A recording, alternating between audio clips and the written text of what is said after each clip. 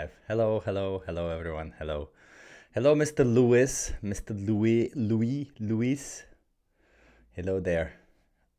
Wait, I gotta refresh that highlighted comment thing. There you go. Hello, Mr. Lewis. How are you doing? Tap that like. Yeah, hit that like. Tap it! I thought it would be interesting. I don't normally go live in the evening. But there's not a lot of people live. I saw that Axel is live when I just opened YouTube now. I didn't know. I thought nobody's live, so I thought might as well go live, do a little bit of outreach, and plus I'm curious how, I want to reach a little bit more people in US also. So let's see how it goes. Hey Daniel, nice to see you. Maybe we'll get a little bit of trolls today. Who knows? Maybe we'll get some people who want to debate us. So let's see how it goes. Let me also open up the Discord channel, and see how it goes there.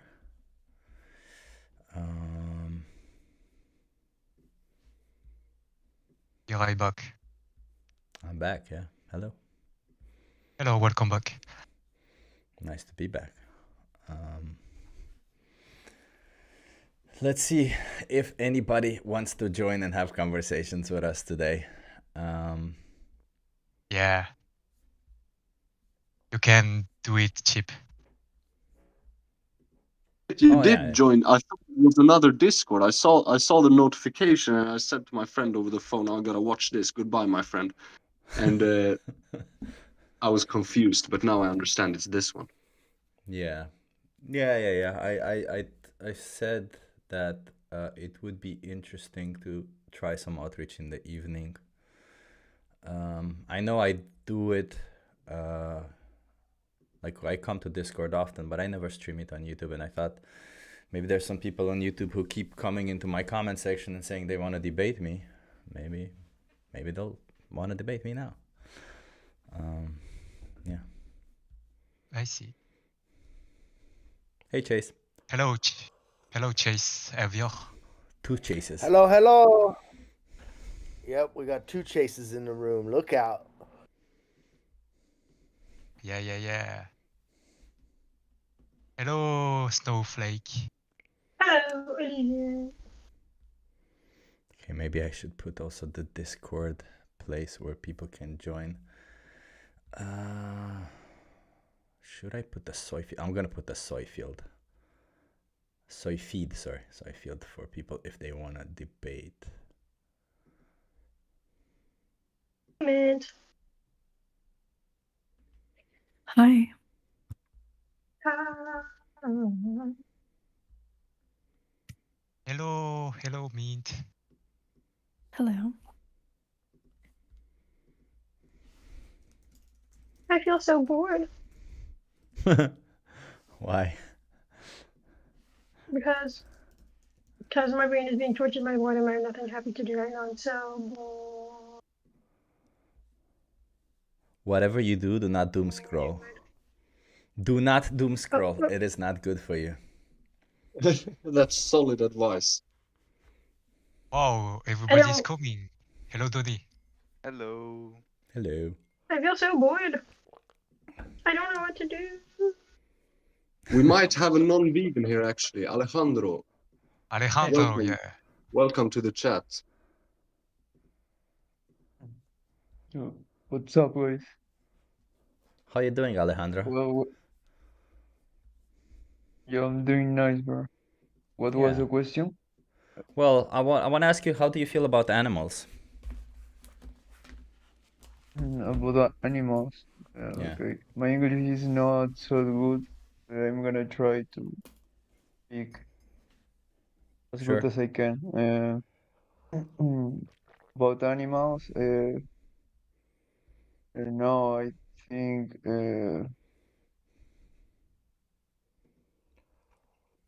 I don't have animals anyways. I used to have pets, you know? And Let me ask you this. them. Do you think animals should be exploited? Exploited? Exploited, yeah. It means unfairly used. Mm, it depends. It depends for me because uh, why it would be bad, because lions eat uh, other animals too, right? Like us, we are also animals. Would you like to be exploited? Right? Mm, no, of course not, right? Would it be bad if somebody Nobody exploited you? likes that. No, no, nobody likes that.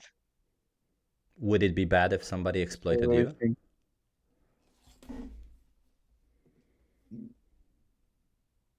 yeah, it would be bad for me, but maybe not Okay. for him, you know. Yeah, so then do you think that when you choose to do an action, you should consider the victim of that action, or do you think you should only consider the person who does the action? Can you repeat, bro? Sorry, I lost. Sure. So when you do an action, do you think you should consider the victim of that action or just what you want out of it? Mm, mm,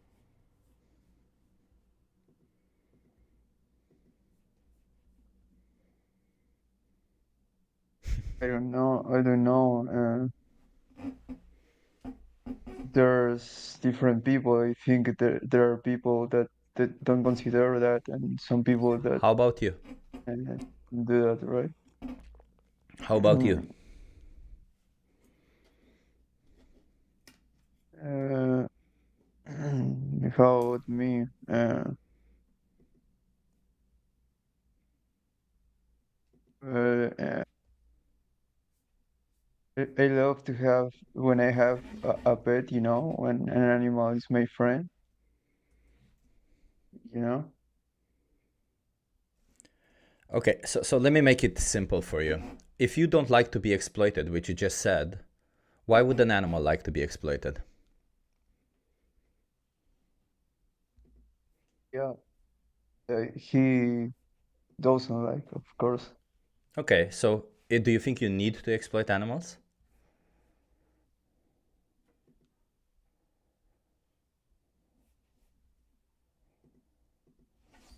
but uh,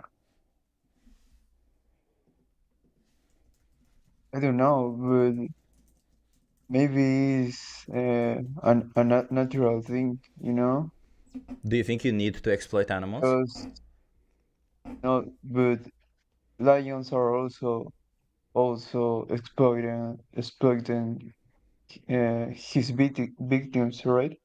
Sure. Do you think Uh, you need to their exploit victims. animals?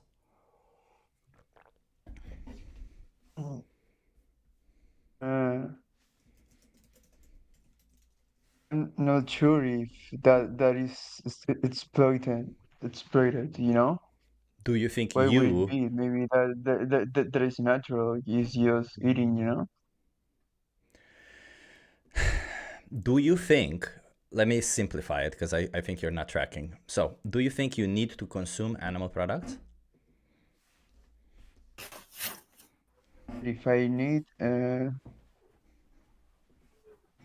maybe it's one of the things that you could eat that has more proteins that other stuff, other things that you you could eat instead, you know?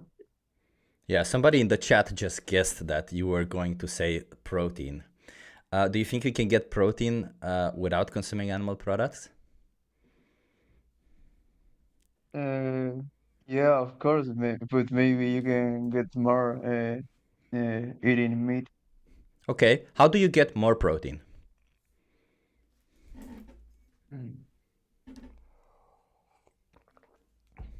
Uh, I don't know. One of the most uh, how can I say,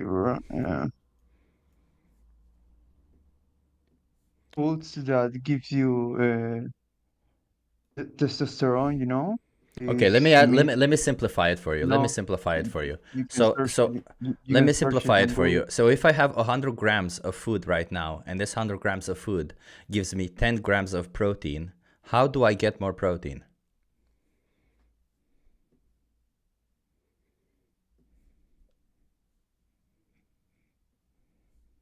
What are you trying to say? Are you trying I eat about if more. you I eat, eat more. eat, do you eat more of something else I to eat more. to So if to if get the 100 same? grams of food, if 100 grams of food gives me 10 grams of protein and I need 20 grams of protein, then I'm going to eat 200 grams of food. It's as simple as that. So if you need more protein, you can eat more food. Now the question was, do you think you need to exploit animals?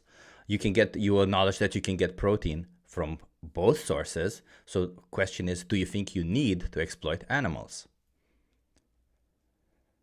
But a lion can also live a life Sure, without eating sure. other animals, you know, and Yeah, sure. How can a lion live their why life without eating lion animals? doesn't that do that?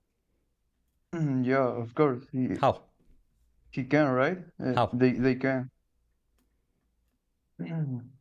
It's your statement. Explain to me how.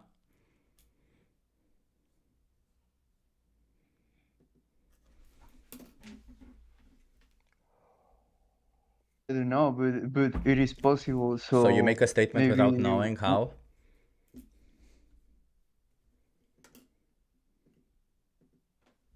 but it is possible. Yeah, yeah.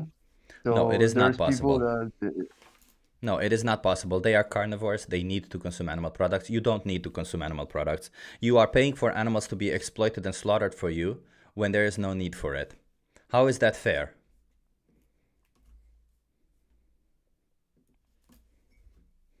but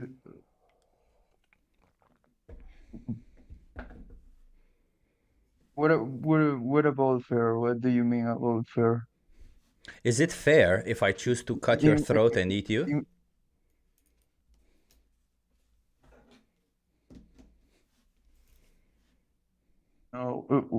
we can see a lot of that in the nature, you know, Is it in the fair if I jungle. choose, It's not strange Alejandro, in the pay earth. attention, pay That attention, pay attention. Is it fair if I choose to cut your throat and eat you?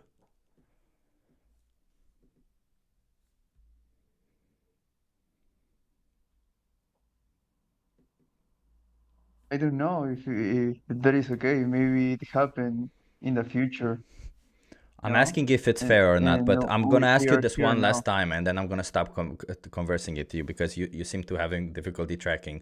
Maybe there's a language barrier.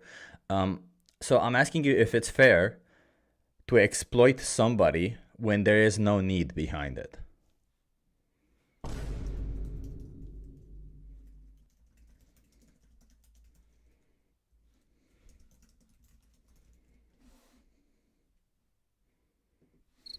When there is no need, but why there is no need? Because you can explain. Yeah, we can be healthy on a plant-based diet. We can be healthy without, like, we can wear clothes without killing animals. We can have cosmetics without testing them on animals. We can have medicine without testing them on animals. I don't know. What more do you need?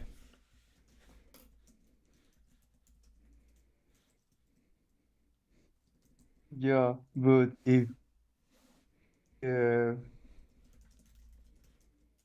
uh, what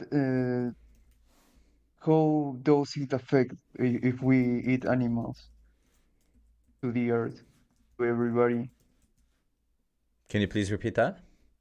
If- How does it affect that we uh, eat animals to the earth, Oh, how does you it know, affect the earth to the if I animal? choose to kill you?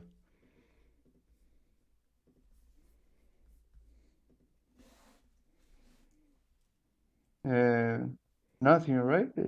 There's Nothing, yeah. gonna Yeah. come more babies, and life is gonna still running, no? Yeah, so if I choose to kill you, nothing's going to Maybe happen to the earth. you're gonna go to. So why would that matter in this context? Yeah, maybe you're gonna go to jail, and that would be the same for you, maybe, and for everybody. Okay, so yet again, why would that matter? Like, do you think it's okay to exploit animals for products that you don't need? Do you think it's okay to exploit others for products you don't need?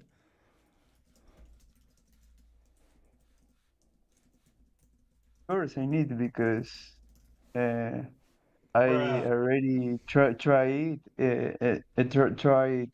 meat, and I want it, you know? Oh, okay, And okay, my okay. Well, body I already tried. I tells me already tried human flesh. I want to eat. Yeah, you're right. I already tried human flesh. Therefore, it's okay for me to cut your throat because I want it, correct?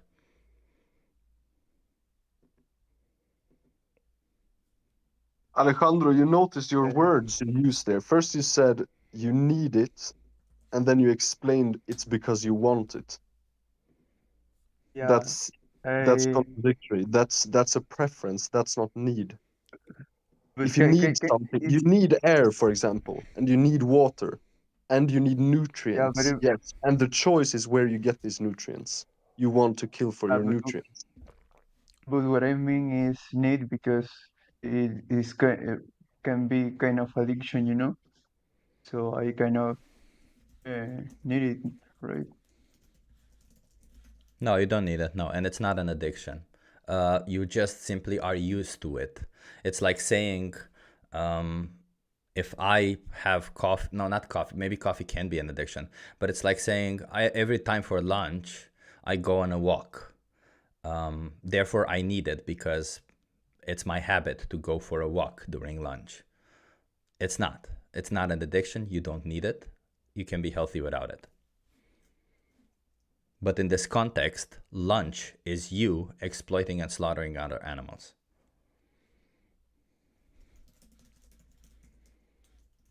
Not because you need, because you want to. You just said it. You want to take their flesh, which is sick. Would you accept if a rapist said, yeah, I'm addicted to sex, so I must have sex? I already tried sex, I enjoy it, I like it, now I'm addicted, so I must rape someone. Is that acceptable? That's your logic right there. No, of course, I'm not talking about those topics. Those topics are Same very logic. different to Same me logic. right now. The equation is the same. Your wants, your preferences, and addiction, as you say, means someone will be a victim unnecessarily.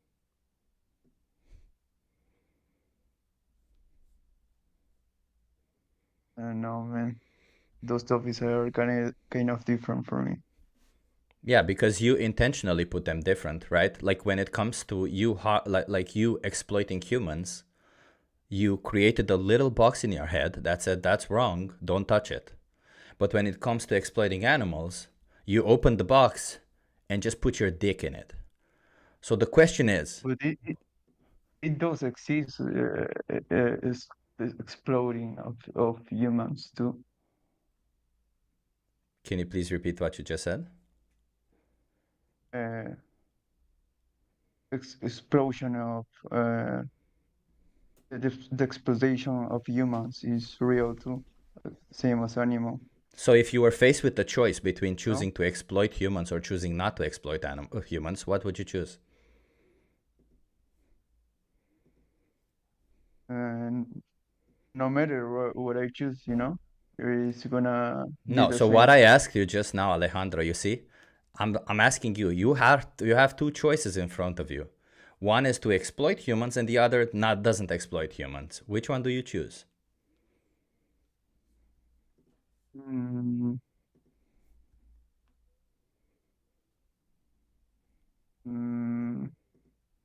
not sure, man. You're not sure, so you're not against human exploitation also? Yeah, I'm against. Yeah, of course, I'm against. Which sounds like you're not, because when you're faced with the choice of rejecting human exploitation, you say, I'm not sure if I'm going to reject it. You seem to have, you seem to be at a loss for choices. Like it's a difficult choice. You can either choose to exploit a human or choose to not to, and you're saying it's difficult for you to choose to exploit, to choose what to do. I'm not a judger, you know. I'm not like God. It doesn't matter whether you're God or not. You have the options in front of you. At this moment in time, there's two options in front of you. One exploits humans and the other doesn't. Which one do you choose?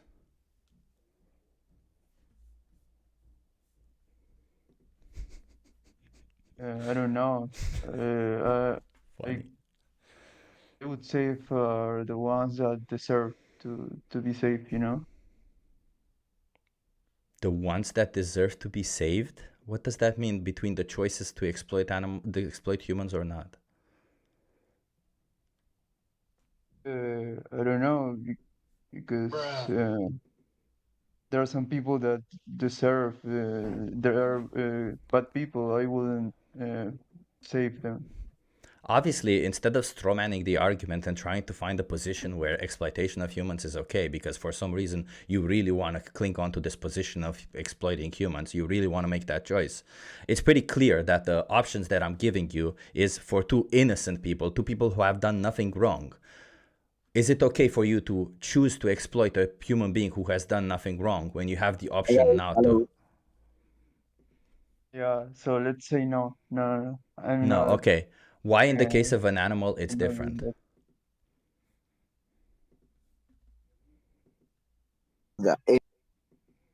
Because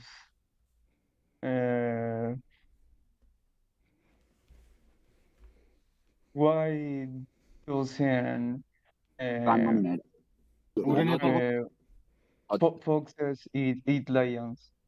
Okay, but you are faced with the choice. I didn't say there's a lion in front of that lion that has two choices. I said you are faced with two choices. You are making the choices, not a lion. I understand you really, really like lions and you really want them, you know, I don't know, you have some form of kink towards lions or I don't know what's going on over there. But the question is, you are faced with the choice. You can either choose to exploit an animal or not. And when you start telling me about what lions do, it just tells me that you have an infatuation with lions and you really like talking about them. And I understand you. We can talk about lions if you want. We can talk about how lions kill their babies in order to have sex with other females. We can talk about how lions commit infanticide. We can talk about how lions rape other lions. So tell me, which one of these things that lions do you want to do also? Because it seems like when you pick and choose, because you seem to like lions so much that you want to pick, that you want to do what lions do. Okay, so would you? Yeah, so Alejandro, you're okay with raping people because lions do it, correct? No, I'm not okay with that. Wait a minute, Alejandro. Now wait just a rat's that minute, sir. Wait just a second, Mr. Alejandro over here. Are you telling me that you're just going to pick and choose this one thing that lions do? Bro, yeah, I'm just saying we're animals. Do you know what this thing is, that this logical fallacies that you're committing right now is called?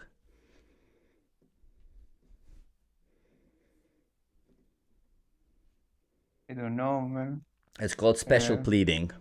So why are you committing a logical fallacy right now? My question to you was, in front of you, you have two options. One exploits an animal and the other doesn't.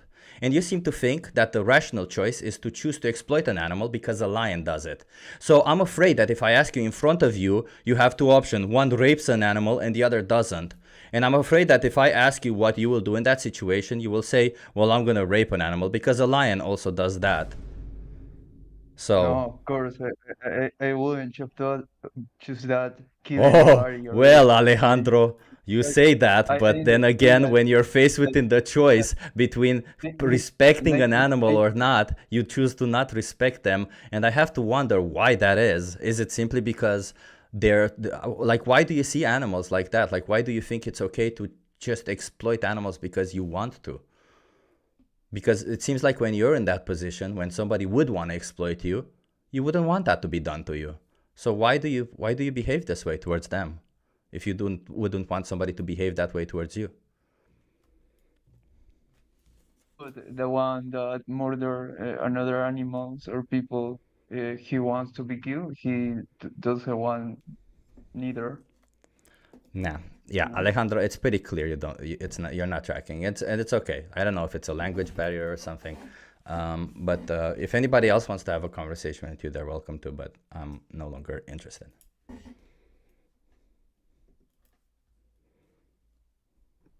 I'm saying, bro, I'm not against veganism or anything. No, you're against animals. Can you please mute yourself? I'm against animals? Yeah. I don't know, I'm just, asking question, bro. I don't No, you're have against a religion. animals. I think, I don't know. You're against what is animals, wrong or right Alejandro. to do. No, Alejandro, you trying to play stupid won't work. It's pretty clear. When it comes to the choice between exploiting a human or not, you say the right choice is to not exploit a human. When it comes with the choice between you exploiting a different animal or not, you say you're going to choose to exploit an animal. So, I'm sorry, Alejandro, but it seems like you don't really care or respect any animal. Because if you would choose to exploit them when you have the option not to, that just tells me, Alejandro, that you really don't care about them. And I'm not interested in having a conversation with you going further, specifically because of this reason. But hey, Vegan Gaze is here. Maybe Vegan Gaze wants to have a conversation with you. Hey, Vegan Gaze. Hello. You okay? Oh, yeah. Trying evening thing, stream, outreach thing. Oh, nice.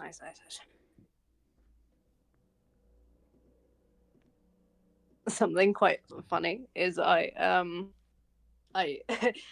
wife of a guy in my video today who's like a dairy farmer, and he was keeping a dairy cow because his wife liked her, and she replied on my Instagram post, and it seems like she's homophobic as well, so it kind of checks out. Ooh. Weird how all the bigotry just seems to just go hand in hand. Yeah. Hey, Mahmoud, how are you? Where are you from? Me? Yes. From the internet. Where are you from? Yes, I'm good. I'm from Syria. You're from Syria. Can you come closer to the microphone? It seems like I don't know, your microphone is... Can you speak closer to your microphone or something? It sounds like your microphone is somewhere in your jacket or something. I speak English, but not very well.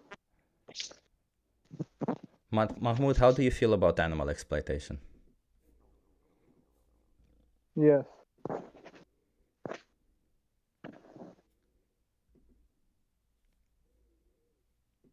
How do you feel about animal exploitation? No, translate. No. Wait. Hey, do you eat meat, Mohammed? What? Do you eat meat? Do you eat meat? Or...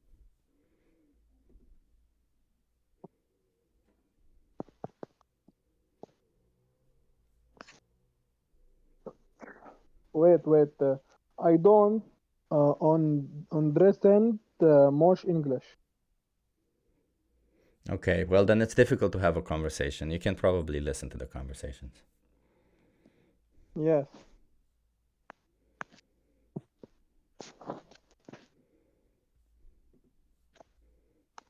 What do you do? I'll be back. I'm going to respond to some comments. Yeah. Okay, let's respond to some comments right now. I see there's a lot of people in here. Okay, everyone, now's your opportunity. If you want to debate me, it's pretty simple. There's a link over there. You just go to that link and we start debating. You don't even have to wait or anything. Put you in a room, have a conversation with me instantly. Even if you don't want to debate me, maybe you're a vegan and you want to say hello, why not? Join. That would be cool. Let's see what sort of arguments we're finding over here. Deer meat is the most nutrient-filled meat. It's so good for you. Sure. it might be good for you, but you know, it's bad for the innocent animal who was killed or exploited. And I would say actually probably human meat is the most nutrient-filled meat for you because it provides exactly the nutrients that you require. And it's really good for you, but I'm sure you wouldn't kill and exploit humans to eat human meat. So, you know.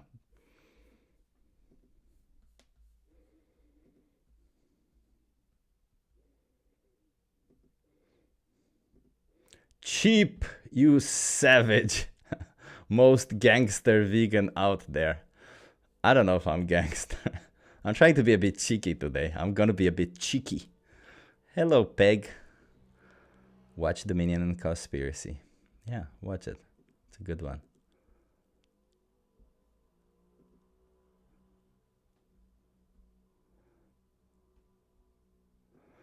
Cheap, the close-minded vegan who loves to mock people who disagree with him. I'm Jim Rat. Look at me. I'm a big man. I only feel like a big man when I exploit the little animals. When I cut their throat to eat their little flesh through my mouth hole. Oh, my mouth does not feel good unless I put the flesh of an animal behind my mouth hole.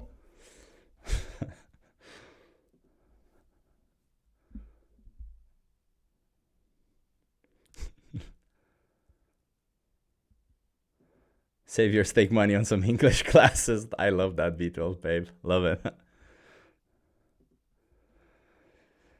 Yeah. Yeah, it's interesting. It's interesting. I was curious what's gonna happen. How many people we're gonna get tonight? It just seems like not a lot of people. But different evenings, there's more people in the chat, and we have more conversations. But either way, you know, let's soldier on. We're gonna try it. It's an experiment. We're seeing how many people we can get, how many people want to have conversations, how many people are afraid to debate me. It's as simple. If you're not vegan, then you're supporting exploitation, needless exploitation to be more precise. So if you want to debate me, it's pretty simple. You just got to click that link over there. There's a link over here in Discord. You click that and boom, you're in it. You come there and we have a conversation, or you debate, whatever you want to go for. I'm open for conversations and debates.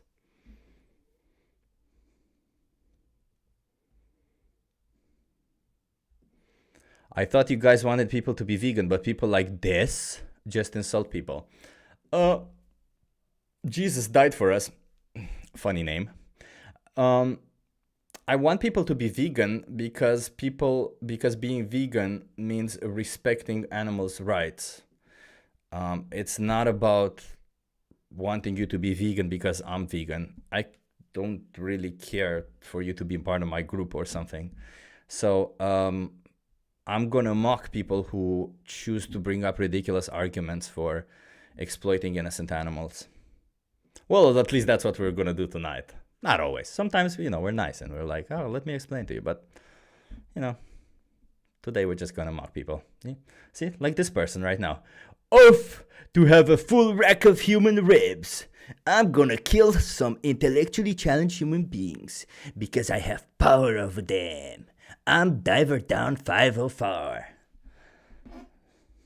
5004.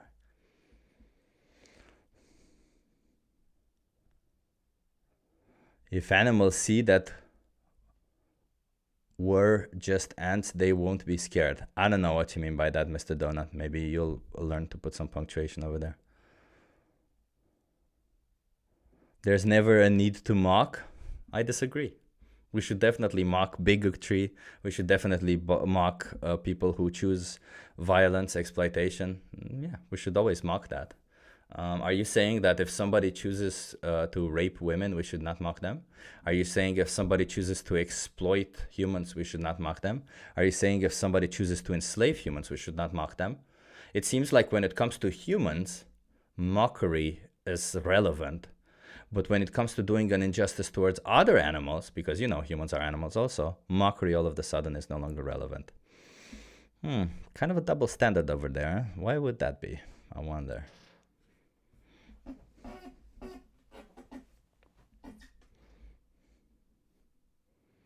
Oh, here we go. Another one.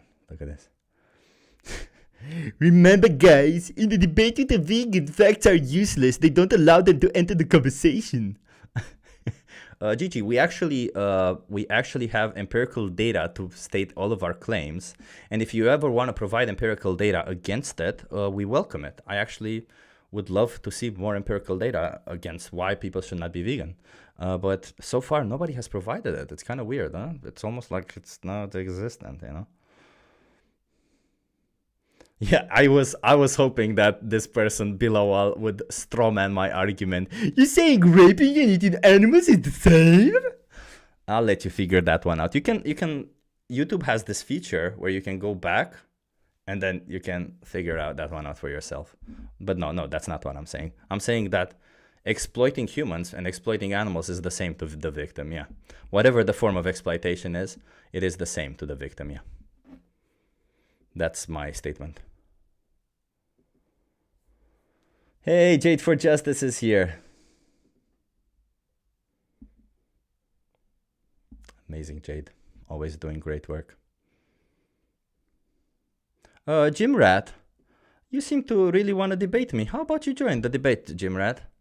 There's a link over there. It's so easy. You just gotta click it, huh? You debate me. Oh, and if you don't have Discord, I can easily send you a different link if you want.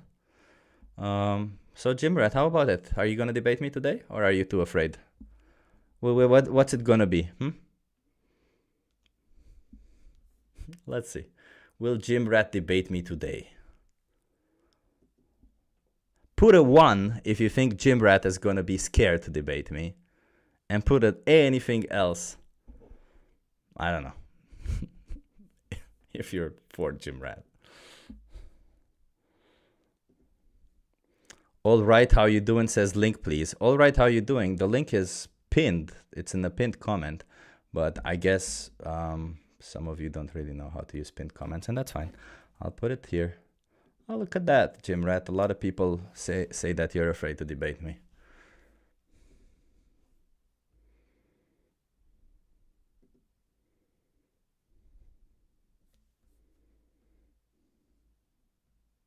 Oh, look at that. Jim Rat is afraid to debate me. Thank you, Jim Rat, for proving that you're afraid to debate me. And that's okay. We don't bite, Jim Rat. It's okay. Like, yeah, I understand. There's no actual logical argument against veganism, and you would definitely lose. So, you know, I completely get it. Hey, Martin, forgot to say hello. Okay. All right, how you doing? You want to join here, the conversation?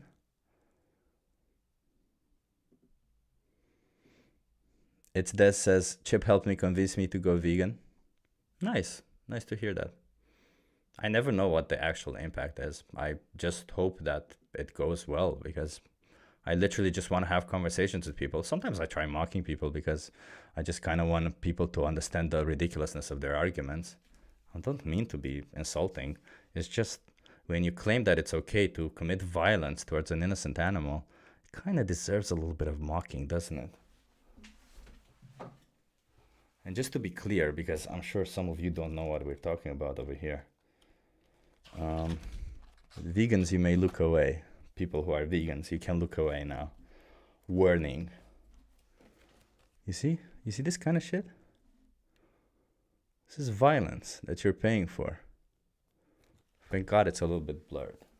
That's only the start of it. That's not even all of it. There's so much exploitation, violence, and slaughter.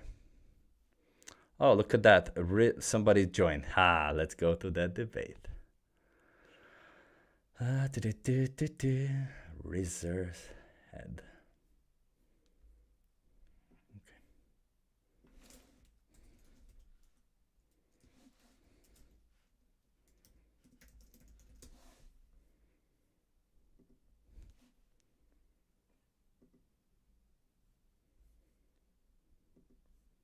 Okay, let's see if this person joins.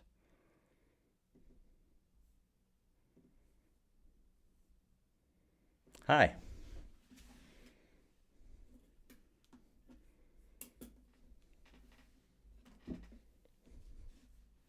You will have to unmute yourself if you want to have a conversation.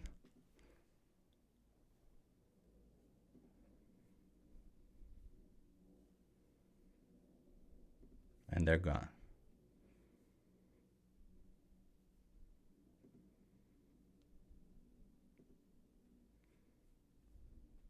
Hi.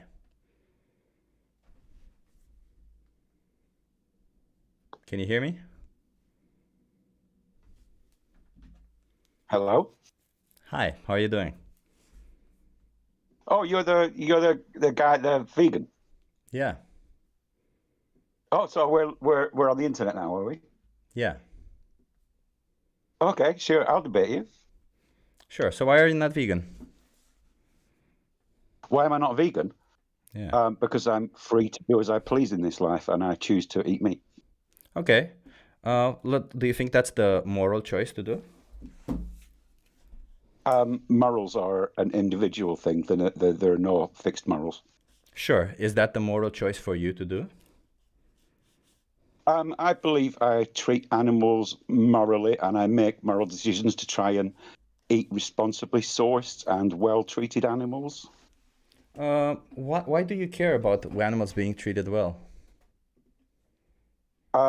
Because I care about all living things.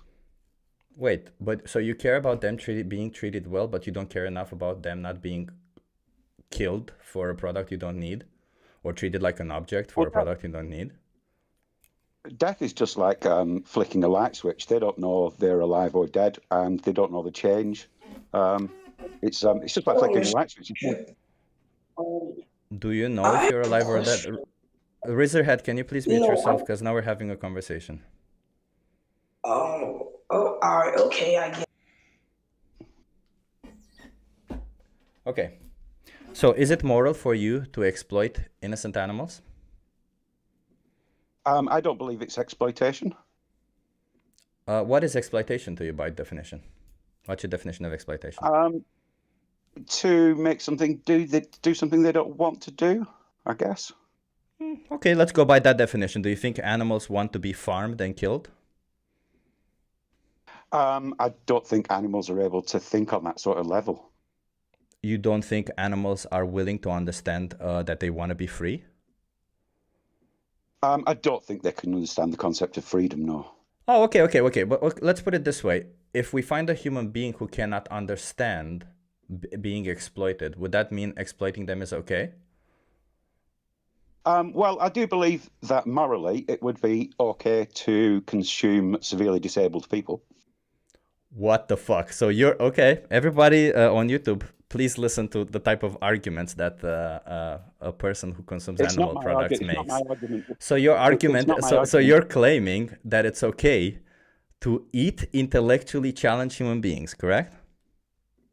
Well, it's not my argument. It's the argument of a philosopher called Peter Singer. And that's that's a moral value that you choose to abide by, that it's okay to exploit and slaughter intellectually challenged human beings. I believe that his moral argument makes sense and is rational and reasonable, yeah. So you think it's okay to exploit and slaughter intellectually challenged human beings? Okay. Well, can you explain to me why? Yeah, because if we're going to exploit sort of what we think are intellectually challenged animals, then what's the difference between an intellectually challenged animal and a severely mentally disabled person? There's not really a difference. That's very interesting because there is no difference. But you, instead of choosing to not exploit innocent animals, you say, you bite the bullet and you say it's okay to exploit and slaughter intellectually challenged human beings. Well, that's the logical jump from, that's sort of the horrible truth. You can go into two ways. You can go into a way where you can say it's wrong to do this to animals, but instead you say it's okay to do it to intellectually challenged human beings. So let's explore this. Do you think moral value should be given based on intelligence? Again, I believe in moral relativism. So do you think moral value should be given based on intelligence? I think moral values are on an individual basis. I don't think there are any. Sure. Well, I'm asking obviously you.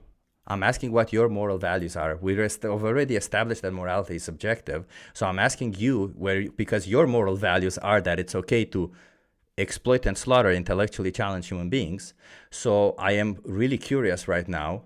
Do you think it's okay to exploit and slaughter beings based on their level of intelligence? Well, that's what we do, isn't it? I'm asking you, is it moral to exploit and slaughter beings based on intelligence. Is it moral? I don't. So what I'm doing is I'm not really making an argument for morality or immorality. What I'm doing is well, that's what the vegan talk is. Veganism is a moral principle. So if you don't want to talk morality, that you probably don't want to talk veganism, because veganism is a moral principle. So so you already said that it is moral to exploit and slaughter intellectually challenged human beings. So I'm interested. If you're a meat eater. Well, no.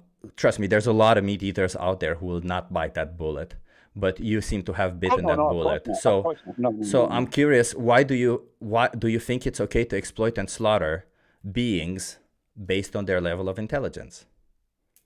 Yeah, that's what we do, isn't it?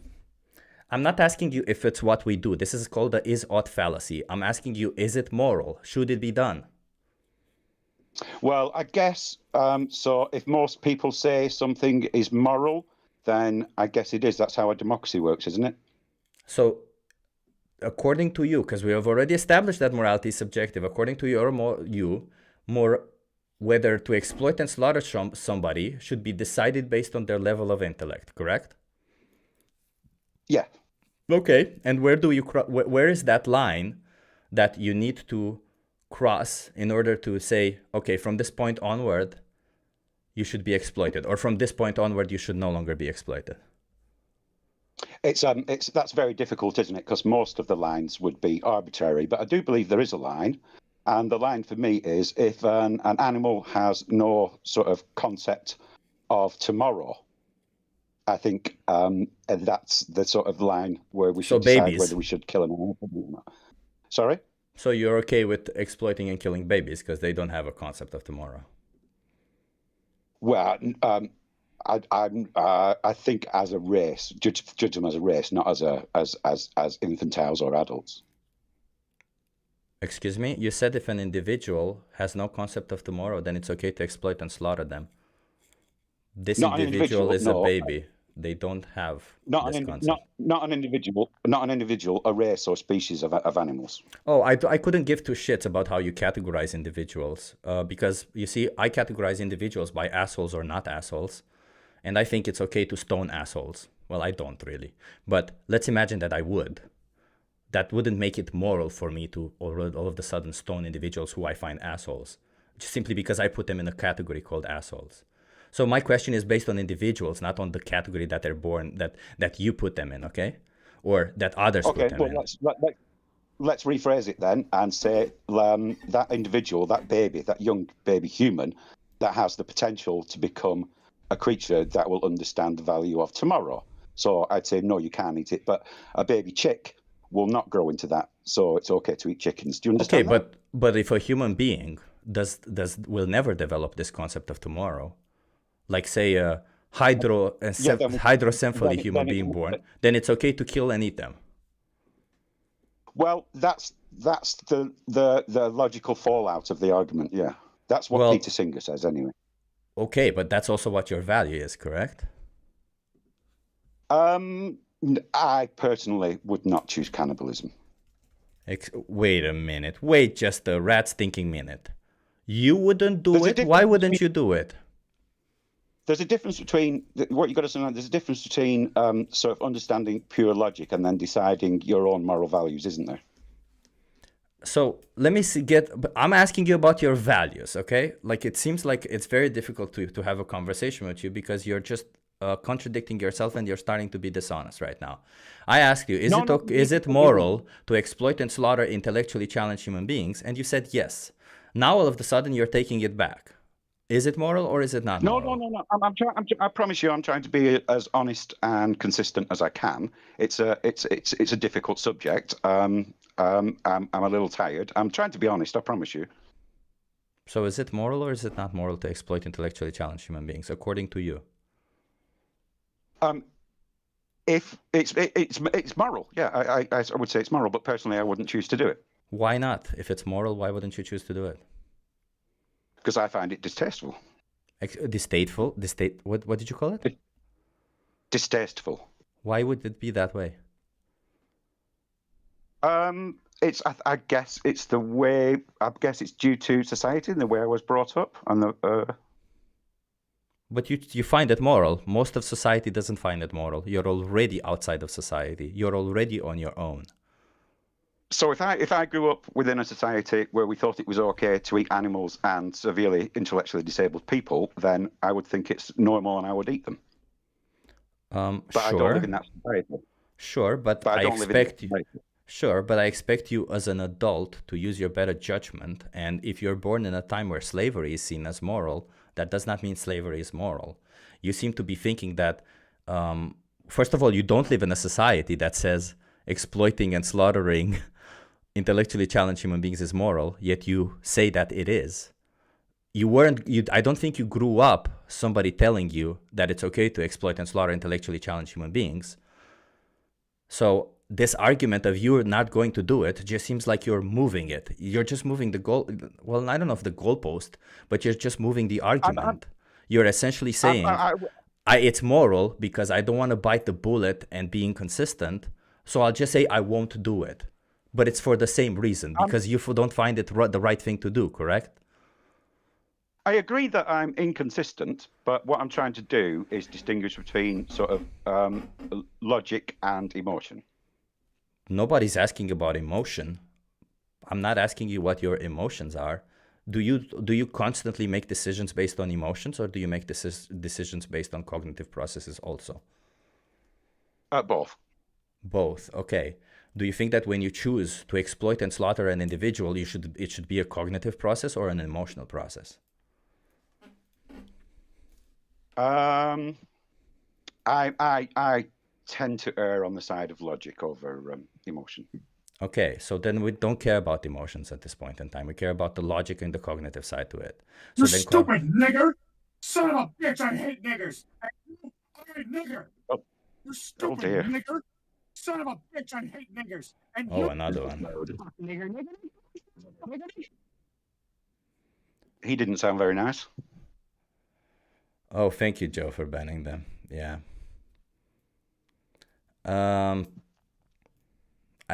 Some people are like that. A lot of people are like that. Anyway, I wasn't even paying attention to that. Shame, yeah.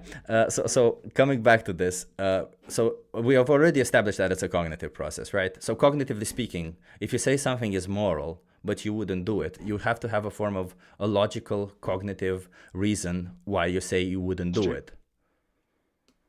Sorry, I lost you there. Sure. So you already established that it is moral to exploit and slaughter an intellectually challenged human being. The question is, why wouldn't you do it? I think it's because of the way I've been raised. But you also were not raised to say that that is moral. So you have changed that value. So it's not about the way it is you're raised. Cognitively speaking, like, okay, if you're using a logical process and you're saying it's because of the way I was raised, then you're just committing a genetic fallacy. So you're not really being logical. You're committing a fallacy when you're doing that. I don't really understand that argument, to be honest. So you want to be logical in your decision, correct? I try to be, yeah. That involves not being fallacious in your logic, correct? Yeah, well, yeah, of course, yeah, you try that, yeah. Yeah, and if your whole argument is because I grew up doing it, then you would be committing a fallacy. It is called the genetic fallacy. Well, I'm just explaining why I wouldn't eat human meat.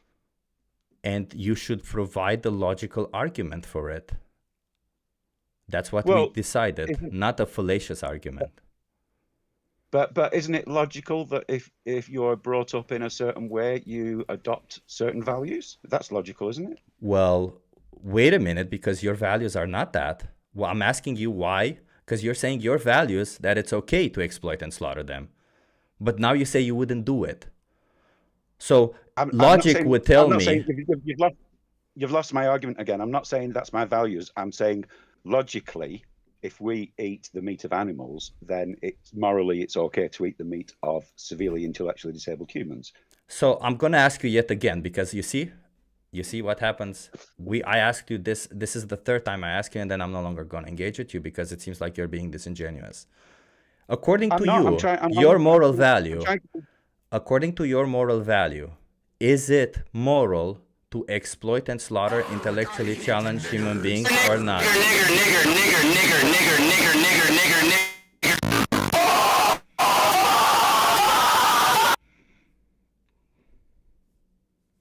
I'm sorry, everyone.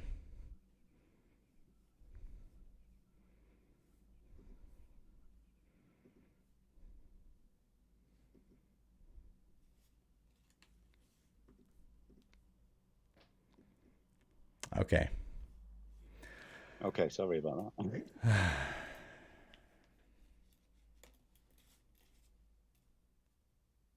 You still there? Yeah, I'm still here.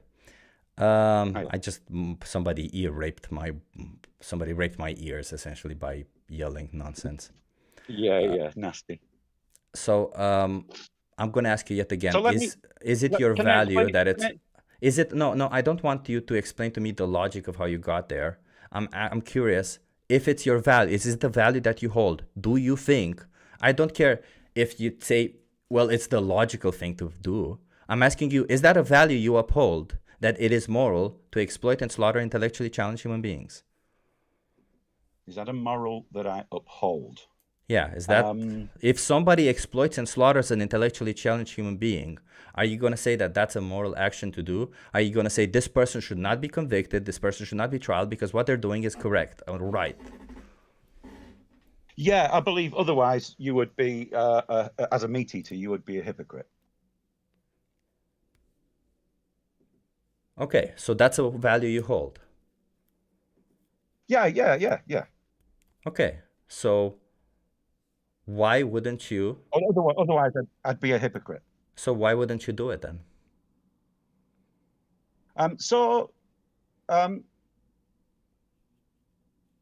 Let me explain it to you this way. So we can know and accept that murder is immoral, but then we can still murder someone and we still know what we did was wrong. So our behavior doesn't have to match our values, does it? No. If you say something is right, you usually don't have an issue with doing it.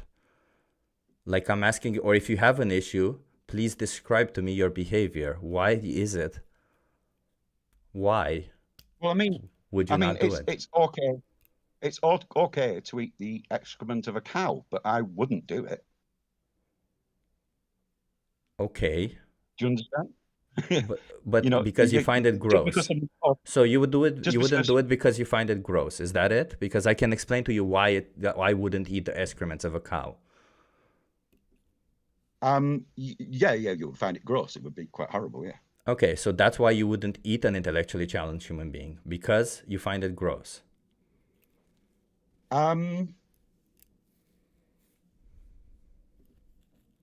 You know what? I'm going to go back on it. If I lived in a world where it was legal, then it wouldn't be a problem for me. I would eat it, yeah. Okay. So if you lived in a world, you would be okay with killing intellectually challenged human beings and eating them. So at what point is that threshold? At what point is that threshold? When, because if you're based on intelligence, I want to understand when is that threshold? When is it okay to exploit and slaughter somebody? If that species or race of animals cannot conceive tomorrow and its own potential to live tomorrow, then I think it's okay. So if that individual, what? If the being that you're going to eat, if that race of beings cannot understand the concept of tomorrow, then I think it's okay to consume them. Okay. Can you explain to me the logic behind that? Well, it's just so it's a way to make the decision non-arbitrary. Well, it is very arbitrary, because if I all of a sudden I'm just going to assume you have a mother. So if I choose to remove that concept from her brain, she can no longer understand what the concept of tomorrow is. I can either have some advanced technology to do that, or I can simply kick her in the head with a rock, and she no longer has the concept of tomorrow. Does that mean it's okay for me to exploit and slaughter them? To exploit and slaughter her? No, because you've artificially changed the situation, haven't you? Why would that matter? Again, like you seem to be introducing new variables into the situation. Yeah, it's a very, very complex area, and I do enjoy talking about it. So I'm part using my intellect and part just feeling my way through this. Okay, so let's do the other one where we just said, okay, so you're saying that if a being does not have the concept of tomorrow, then it's morally permissible to eat them. A 1-year-old baby does not have the concept of tomorrow. Therefore, it's ethically permissible to kill and eat a 1-year-old baby. No, because when that baby grows up, it has the potential to understand tomorrow. Oh, but you never mentioned the potential to understand tomorrow. You just mentioned that if they have the concept to understand tomorrow. Well, let me caveat that with if they understand tomorrow or have the potential to understand tomorrow when they're adults. Oh man, I don't understand this bigotry. Can you please explain to me this bigoted position that you have? Can you please explain to me why all of the sudden? Because you see, it's a totally random by saying that if they have the concept of tomorrow. I could easily say if somebody does not understand quantum mechanics, then they deserve to be exploited and slaughtered. Could I not? And would I be in any shape or form less arbitrary than you are? That's a good argument, but let me paraphrase this with my argument leads to the conclusion that we cannot eat cows, sheep. I understand that, but that is called motivated reasoning, dude, and it's another logical fallacy. You shouldn't fall prey to motivated reasoning. You essentially want to assume the conclusion, and you're formulating arguments to be able to reach that conclusion. That's not how you do logic or any form of unbiased thinking. That's a bias. You're already biased because you want to do that. So within your bias, you're willing to bite any bullet.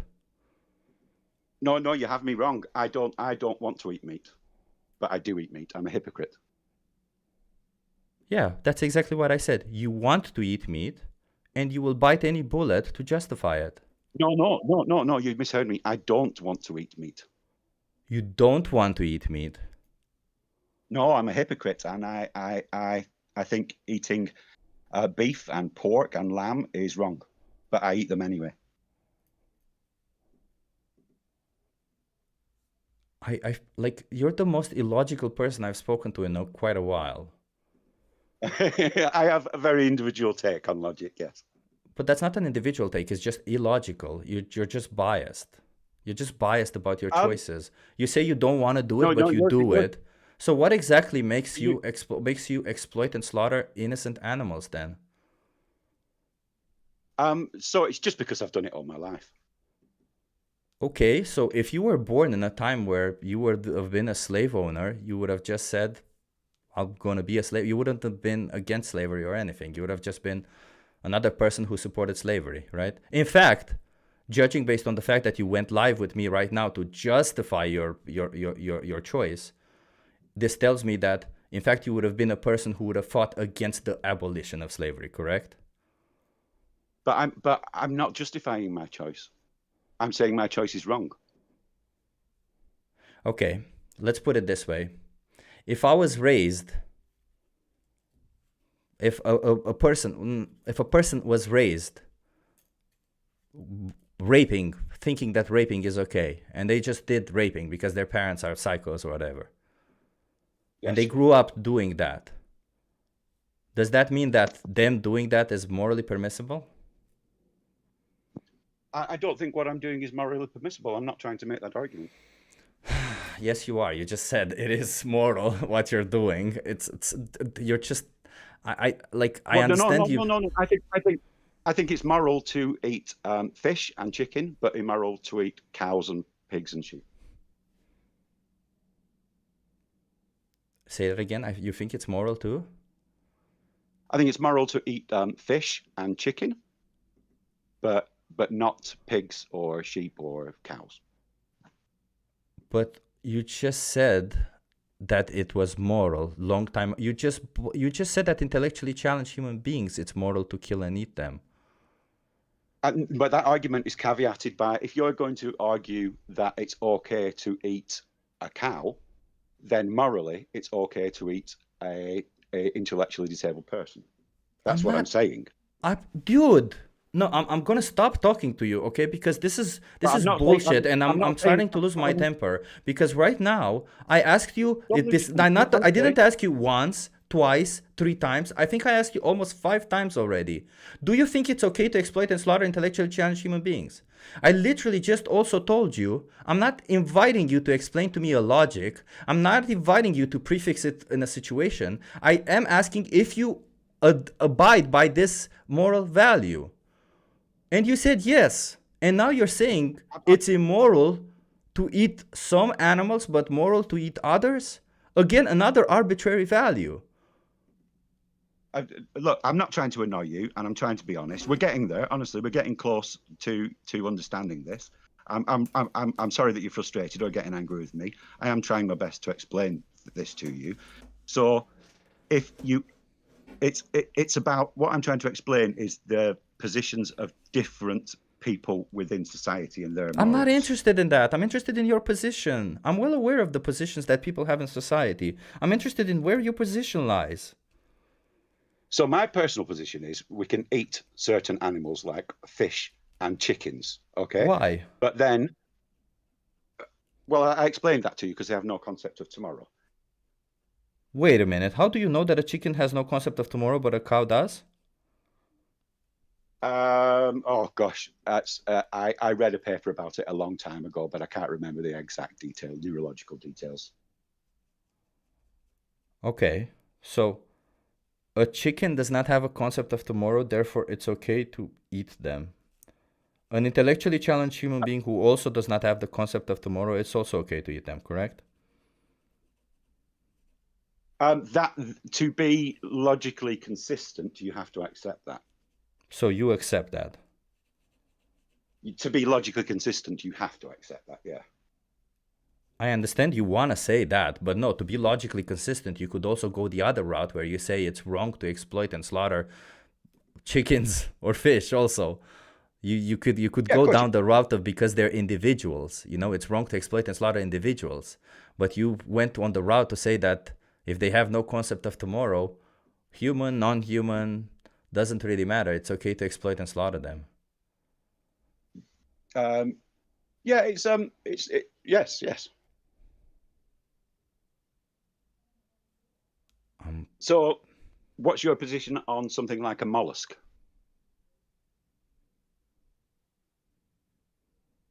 A mollusk? I don't know. What do you mean? What's my position on a mollusk?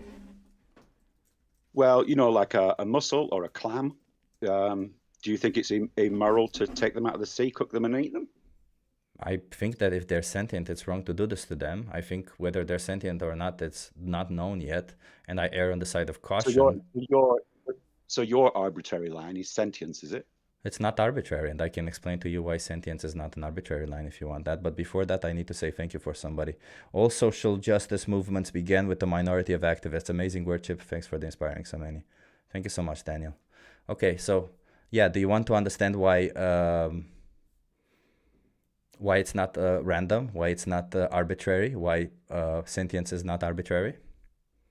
Yeah, sure. I'd be very interested. Sure. So sentience is what makes an individual be a subject and not an object. Subject and not an object. How can a mollusk be a subject and not an object? If they're sentient, then they're a subject, not an object. If they're sentient, then they're a subject, not an object. So can you add anything to that? Because that's just a sentence to me. It means they have a subjective experience of the world. They're a subject in their own universe. It doesn't matter whether they have the concept of tomorrow, whether they have the concept of yesterday. They're experiencing life. They're experiencing existence. If they experience existence, then it's wrong to invalidate that experience, to shit on it simply because you want to. That's your opinion. I'm fine with that's your opinion. I'm fine with you having that opinion. Well, it's not an opinion. It's also the reason why it's wrong to do it to other humans. including intellectually challenged human beings, it's not because of their level of intelligence. In your opinion. Why is it wrong to exploit human beings? Sorry, say again. Why is it wrong to exploit human beings? It's not wrong to exploit human beings, is it? Oh, so it's not wrong to exploit human beings, dude. I'm sorry, but like this is such a what a conversation, man. Like I have no clue what your values are. Like we've been speaking for almost 30 minutes. I have no clue what your values are. So right now you're saying it's not wrong to exploit human beings? Well, aren't we all exploited by the capitalist? I'm not asking if we are or we are not. I'm asking you, is it wrong or is it right to exploit human beings? It's not wrong because it happens and it's legal and we don't get punished for it. This is an appeal to legality. Whether something is legal or not does not make it right or wrong. Isn't that how we define what's right and wrong with laws? No, it is not. Of course not. There are several things, like take for instance, slavery was legal. Women didn't having rights was legal. It was never right. It was always wrong.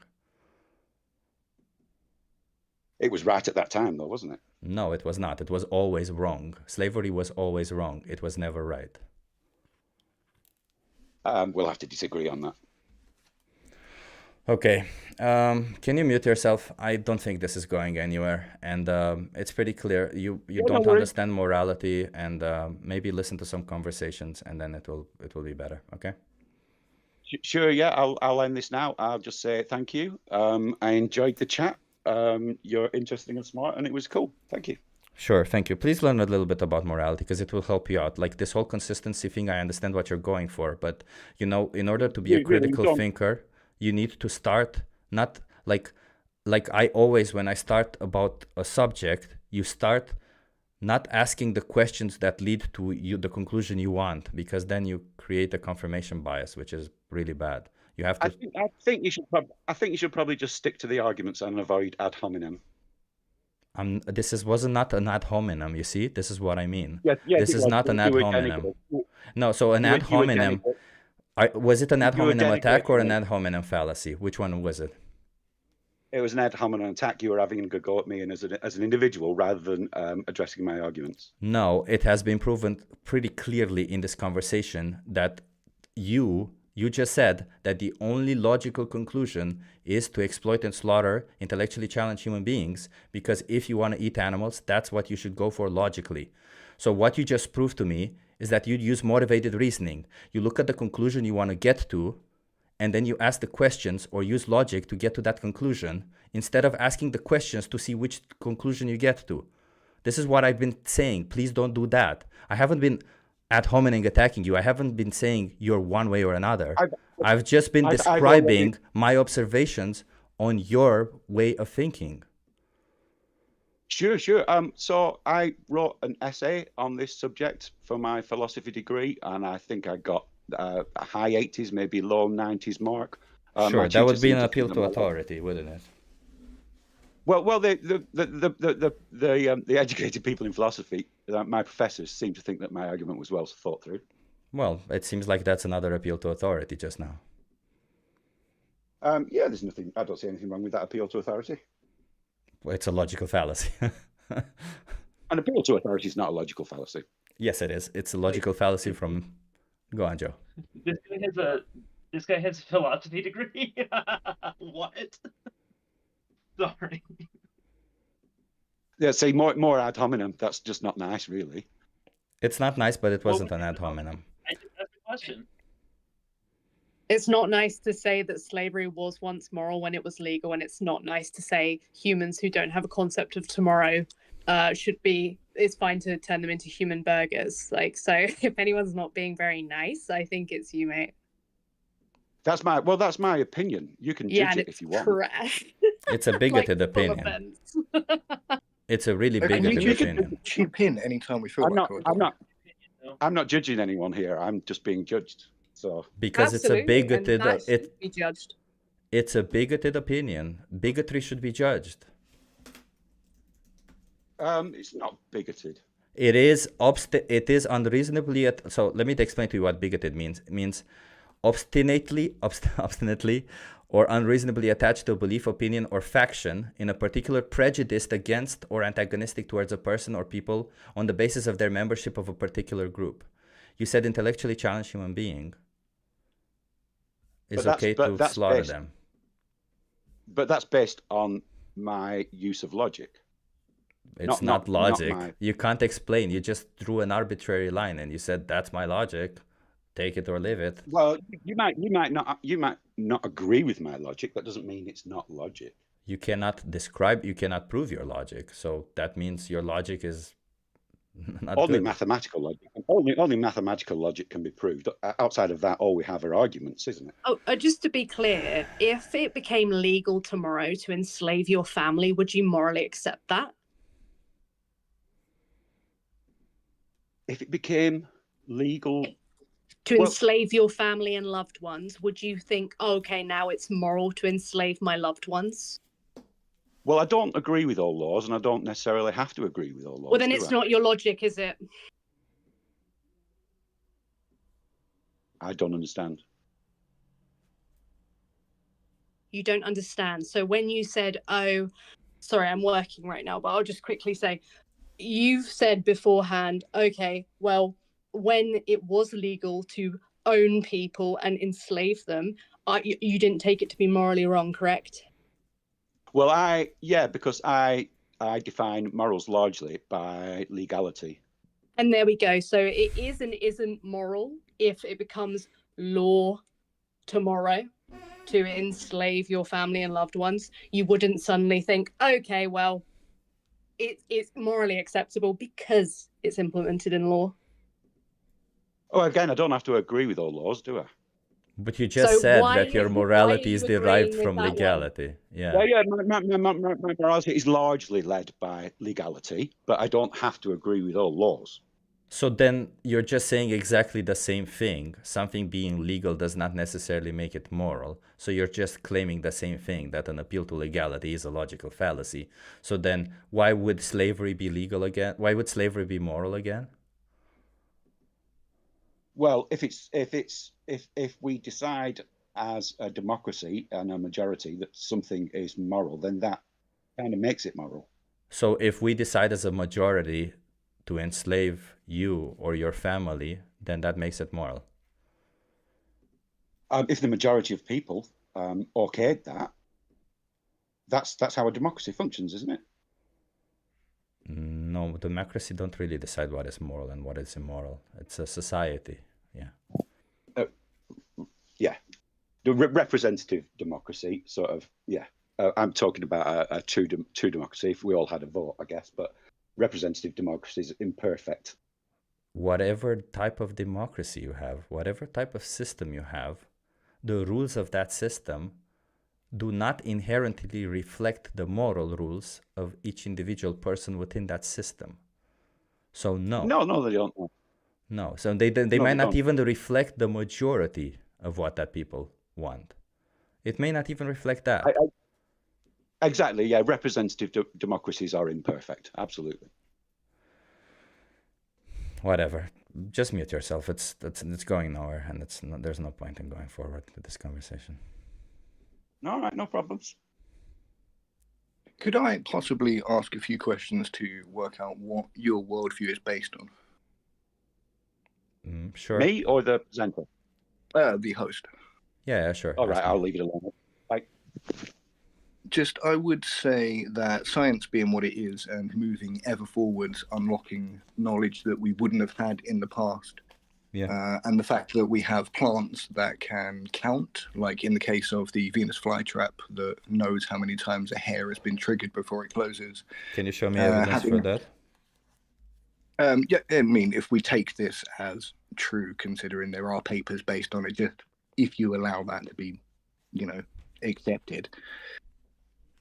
We have other plants that can mimic the leaves of other plants around it as a defense mechanism. And when isolated from those other plants, it can still do that. So we don't know what's going on there. How is it copying other plants? We have other plants that scream in hertz. They don't scream, no. We can't hear. No. Scream is a hyperbolic placeholder for what they're doing. It's We called have cavitation. mycelial networks which can communicate across vast distances.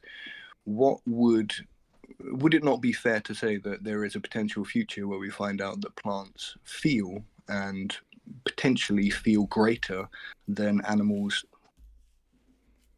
No, I just because I just simply put a study debunking the myth of plant consciousness, explaining why plants cannot be conscious.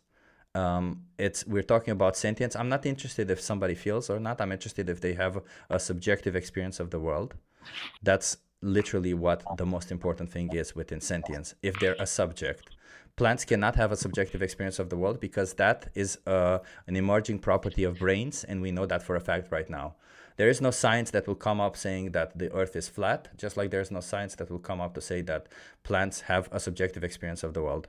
And if let's imagine hypothetically that plants, that the science comes up tomorrow and plants have a subjective experience of the world, well, luckily, when you adopt a plant-based diet, you kill less plants in the process because, animals are So it's just plants. quantity that you're worried about? No, I'm not quantity. I just literally explained to you, and then I... No, but you finished your sentence with you'd be eating less plants. Yeah. Even if. Yeah, because I have to eat something. So quantity is important to you? No, it's not. No, I just have to eat, right? Well, it was the ending of your sentence, so it's So let me explain to you very simply. If I can choose to exploit 3 beings versus 1 being, then quantity will matter, and I'll choose to exploit 1 being. It's as simple as that. Yeah. Okay, but I mean, if you hunt a deer, you can live on that 1 deer for a long time, whereas obviously not a expensive or a well thought out vegan diet, but a lot of vegan diets will largely consist of crops that are grown that has a lot of death involved in that with field mice and stuff like that. So if quantity is important, then it's not. Surely, well, I mean, you've come back to it a couple of times. No, I've come back to it. Let me clarify so that you understand. And it's not about killing. It's not about killing. Let me clarify. But before I clarify my position, okay? Because it's not about killing, by the way, and you seem to think it's about killing. I mentioned clearly exploitation. Okay. So let me ask you. Sure, but the middle of my sentence should not interrupt the beginning of your sentence. Yes, that means and you please shouldn't don't tell me interrupt what me. I'm thinking either, shouldn't you? Okay. Well, if you're going to interrupt me, I'm going to mute you. Okay. Okay, but if you're going to tell me what I think, then I'm going to have to interrupt. I'm perfectly happy to listen to everything you have to say. Sure. But when you tell me, Sure. Okay. So let's start from the beginning. Okay. My position is that it is wrong to exploit animals. If you are faced with the option between exploiting or not exploiting, you should choose not exploiting. It's fairly simple. If, however, there is no option between, all the options that you have are exploitative, then you should choose the one that exploits the least. Do you understand that? I would agree with that, but I would have to add that, again, we have science right now and we don't have science tomorrow. So there is potentially the fact that we find out that plants feel, again, that's a placeholder word, that's not an actual word, feel a great deal more than we do, or have a sentience, and again, not actual one-to-one definition for sentience, because we're discovering new things every day. It could turn out that a computer program is sentient, for example. So if science is moving forward, there is a potentiality for plants feeling, having more sentiency than animals do to, So it seems like it's biased on the fact that animals are... I mean, don't get me wrong, I do not want to be part of the exploitation of animals, but it seems like the worldview is biased on the fact that animals are cute and fluffy, for example. Okay, well, I'm going to have to interrupt you right now because it seems like you're making an assessment on my worldview, and you said it's okay to interrupt when that happens. No, I didn't. Yeah, you did. You said you're going to interrupt when I speak about your worldview, so I'm going to interrupt you when you speak about my worldview. Okay, so... my worldview, as I explained so clearly and thoroughly, first of all, plants are not sentient. Okay, so it seems like I've explained my worldview to you, and now we're diving into plants are sentient or whether plants are sentient or not. Okay, so before we dive into the plants are sentient or not, okay, before we go down that route, I'm going to need a confirmation from you whether you understand my worldview. And that is, if you are faced with the choice between to exploit and not exploit, that you will always choose not exploit. And if your only options are to exploit, then you will choose the option that minimizes the amount of exploit. I understand that, and I apologize if it came across that way, but I'm not assuming your worldview. I started with I wanted to ask questions about your worldview. When I talk about these concepts, it's not saying that this is what you believe. It's like more like a commonly held belief, for example. And I hear what you're saying. Less exploitation is better than more exploitation. Okay. But my point is that there is potentially a future, a timeline where we find out that plants are more sentient. They are connected to the greater fauna atmosphere. They are more connected, more feeling. They are more in tune with reality than we are. Okay. I can dismantle that argument by asking you a couple of questions. Are you okay with that? I would prefer you say you could attempt to dismantle, but sure, let's not presuppose the outcome. Sure, I can attempt to dismantle it. So, sure. Why do you think it's okay to exploit animals but not humans? I haven't said that I do. Why do you support animal exploitation but not human? I haven't said that I do. Are you vegan? I am not. Okay, so you support animal exploitation. Why do you support animal exploitation but not of humans? No, again, my diet is more akin to the one deer for a year kind of concept. Why do you why do you not kill one human per year and you kill one deer per year? Why do I not kill people? Why do you not kill one human per year and you kill one deer per year? Yeah, but I believe your question boils down to why don't I kill people? Yes, why do you not kill one human per year, but you kill one deer per year? Because humans are somewhat different to a deer. What is that difference that justifies the exploitation or the killing? A greater form of sentiency. Say that again? A greater form of sentiency. Okay, so if we were tomorrow to find out that animals have a greater form of sentience, as you claim, then why do you choose to exploit them today? You see, I'm using exactly the same argument you use for plants, correct? Sure, but I'm not hosting a Discord saying that I have answers or that I know my way of life to be the truth. So no, again, I'm never claiming that my way of life to be the truth, by the way. I'm just being logically consistent with my world values. I didn't say that you were, darling. Okay. Okay, so you implied it. You just implied it. Okay, so yeah. we can go down this whole potentiality of plants having sentience. We can rule it out, right? Because if we're ruling in plants potentially being sentient, then we can rule in also animals potentially having a greater form of sentience, according to you, which I'm interested in finding out what that is anyway. But can we rule out that plants can potentially have sentience? Can we rule out that plants can have sentience? Not really. Okay, what sort of evidence do you need to see? What sort of evidence do you need to see that plants are not sentient? Oh, I'm not a plant scientist. I wouldn't know. I would merely refer to the current literature. Okay, well, I provided just now an article explaining in depth why plants cannot be sentient, yet again. Not that, that we will discover whether they are or not, but rather that they cannot be sentient. So can we move on from this argument? I mean, I guess I could end it with one question, and that would be if, like I have proposed, we find out that there is a higher form of sentience to plants than there are animals, what would you do? Because kill any you'd plants. kind of be left in a moral dilemma, wouldn't you? No, I explained it to you very simply. If my choices are between exploiting sentient beings or exploiting sentient beings, then I will choose the one that has the least amount of exploitation. So if we are found out in a scenario where science somehow, by the way, it's not possible, but if we find out in a scenario where science, no, it is not. And as I explained to you, this article clearly, okay, please explain to me why it is possible.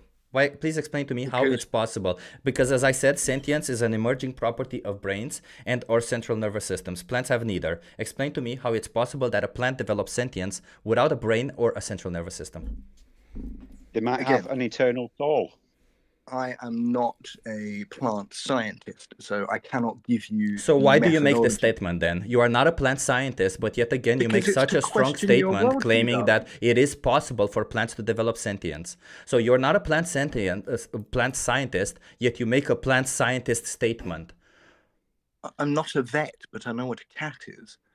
That's not a statement. You're not a vet, but when you're making a statement about the cat anatomy, or what is the best treatment for a cat in a certain situation, then that would require that you show some form of evidence. So please show me some form of evidence that plants could potentially be sentient. Okay. I can show some evidence. Yes, please. So the evidence from me would be looking back through history. No. I mean empirical evidence. I don't care about that. I mean empirical evidence. You mentioned it's been repeated through history that we think things are impossible, and then we find the possible. It happens again and again and again. It doesn't work that way. Again, yeah, but we have proven some things already to be fixed. Okay, we have proven. I need studies. Right now, we have studies. Like right now, as you're saying, at this moment right now, we have studies showing that plants are not or cannot be sentient. So this is the scientific consensus. This is the scientific consensus. When that changes, we can have a different conversation. But the scientific consensus is pretty clear. Plants are not and cannot be sentient. If you want to prove to me otherwise, I will. Please show me some form of evidence, and I mean empirical evidence, not a statement that throughout our life things have changed. I want some form of empirical statement, empirical study, empirical data showing that plants could potentially be sentient. Okay, but you're asking for a level of evidence that you haven't provided yourself. I have. I just provided you twice in the chat, and I'll provide you yet again in the chat. Not only me, did you say but as you see, several other people are providing evidence for why plants cannot be sentient. Yeah. But did you say it was an article? It's an article based on empirical data. Yeah, you have references for every single. But I could find you an article proving Bigfoot. Find me. Do you want me to find you an article proving Bigfoot?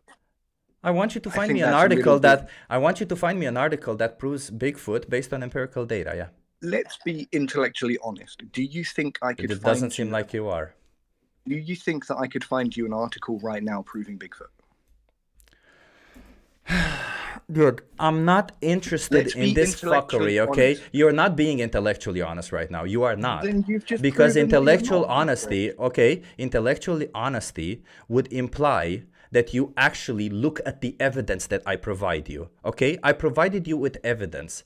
If you have evidence against my evidence, please provide me with evidence. Otherwise, I'm gonna mute you and no longer have this conversation with you, okay? You can either say your evidence is good enough for me to say that plants are not sentient and cannot be sentient, or provide evidence against the contrary, okay? So which one are you gonna do? I don't really have a choice if you're going to mute me, do I, darling? I'm just saying that the evidence you're asking for. Okay, so I'm going to ask you yet again. So you have two options right now going forward, okay? You can either provide evidence against the contrary and evidence that states that plants can be sentient or are sentient, evidence that is linked to empirical data, of course. Or you can say, no, I would trust your evidence that plants are not and cannot be sentient. So which one do you want to go with? Do you remember when I said I wanted to ask you some questions? Okay, so yet again, you have two options right now. Number one is saying plants, I'm going to provide you with evidence against your evidence. Or number two, you're going to say plants are not and cannot be sentient. Which one is it?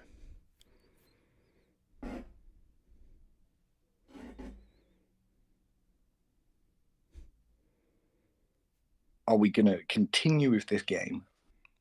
Only if we finish with this. Yeah, so I don't want to play this game. I don't like doing this. I fucking hate it. But you are extremely disingenuous. Exposed. You're extremely disingenuous. So in order to go further with this, you are going to provide to me with 1 or 2 evidence against the contrary. And if anybody else wants to provide to say that plants are sentient, you can provide me with evidence that plants are or can be sentient. Otherwise, look at the evidence that I provided that says plants are not or cannot be sentient. So, please, sir, you are arguing that our current scientific knowledge is fixed and immutable forever. No. I'm arguing that the current scientific consensus... No, I'm arguing that the current scientific consensus, which is what we're going for, like if we were to be going by the fact that science is changing, we cannot debate anything in this world. Any simple fact you will be able to rebuke it by saying, well, science changes, therefore we have no trust in this. So it doesn't work that way. No, it does, but it does not work that way, does it? It does not work that way, brother. No, science does not change. Okay, what we are having is more and more discoveries of science, but science does not change.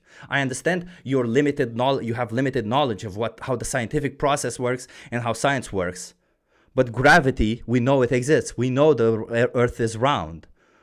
Okay, we know several other facts. What else we discover is just descriptive of more and more things. But science does not change. So even if this particular thing would change or it would not change, I've already addressed it. If it does change, I've explained my position if it changes, and we can go down that route at some point. But the current scientific consensus, the science right now, the fact right now, because that's what it is now, it is a fact, plants are not sentient and plants cannot be sentient right now. If that changes, we're going to have a different conversation. But right now, that is the evidence. That is what the evidence shows.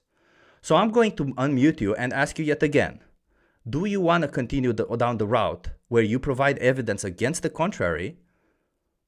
Or do you want to say, no, plants are not sentient and cannot be sentient, and we can move on with the conversation? It's impossible to have an intellectual conversation when someone is holding you. I'm not interested in you victimizing yourself. I'm not interested in victims right now. I understand you may consider yourself a victim. Sadly, you create victims at this position that you're in. I want to have a conversation with you, but I really need for you to make one decision right now, one choice. It's either 1, you provide me with evidence that plants are not and cannot be sentient, or 2, you say that plants are sentient and we can move on, and you can bitch about how it's impossible to have a conversation with me, okay? Why do what I say? So which one is it? Do you think plants are sentient? Do what I say. That's okay. You. Okay. Well, that's fine. What is the we test don't have for to continue sentience? the conversation. What is the test for sentience? What is the task for sentience? The test. How can you test for sentience? Do you want me to? Yeah, I can take this one, Chip. Please, postmortem. Yeah, sure. So, test is kind of a weird word to use here. So some beings can be sentient, and they I have think like test is a fine word. Yeah, I understand. I'm just saying it's a little weird in this context, in the context of sentience, because there are a few things, right? So sentience, generally speaking, arises from a specific structure of a brain and a spine, right? But those two things need to be connected as well, and connected to the 5 senses. But how do you know that? How do you know that's the structure that makes sentience? I don't know, I guess observation by neuroscientists of consciousness. I'm not one, so I can't exactly tell you, but yeah, generally speaking, right, they have observations of animals that have those structures and also have good eyes, good connection between the two structures. They're generally sentient. They react to different stimuli differently, and each individual reacts to the same stimuli differently as well. So if somebody is blind, cannot speak, they are thus not sentient because they don't No, have all they five have the senses. structures. No, they have the structures. They have like the senses as well. They're just the senses are broken. So obviously, like, what's her name? What was her name? There was a person who was like a mute, a deaf, and a blind. You're talking about Helen Keller? Yeah, but she had like the other two senses, and she had a person constantly communicating with her, right, through the hand. So she still had the sentient structures. She just had faulty senses. Most people have, like, if they have like a faulty sense, it's just like one of them.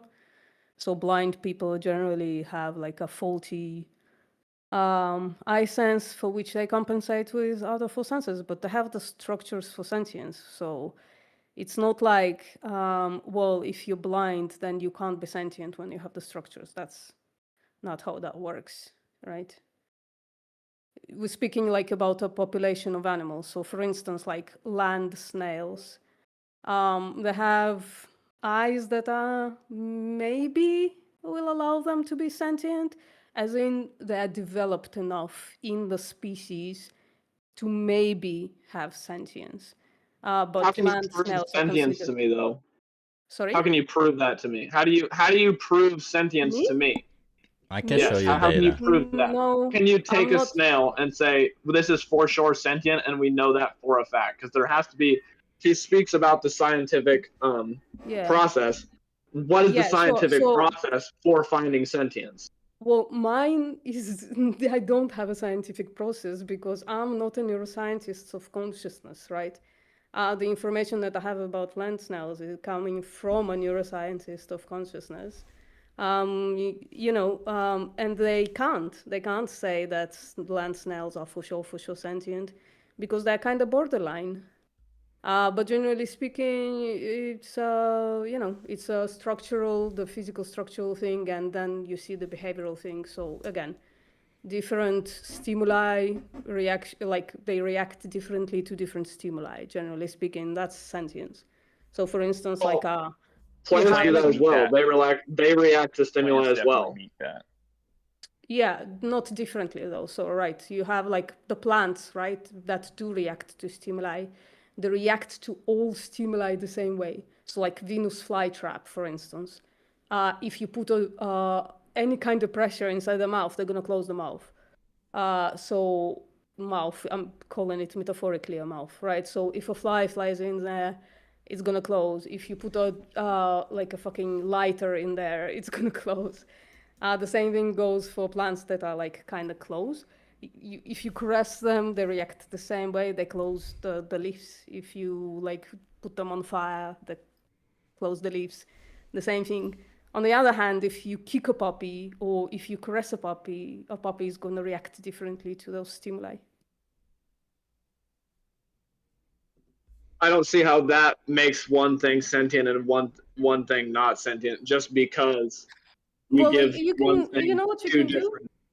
Yeah, you know what you can do? You can like read up on it a little bit, and I can give you a start. I actually have read up on it a lot. Actually, believe it or not, and every single person who's genuine about anything says there is no test for sentience, which is the correct answer. Because the only thing you can actually know is sentient is your own self. Yeah, that's why I said it's a weird question, right? But that doesn't mean that we know nothing about sentience. We know quite a lot.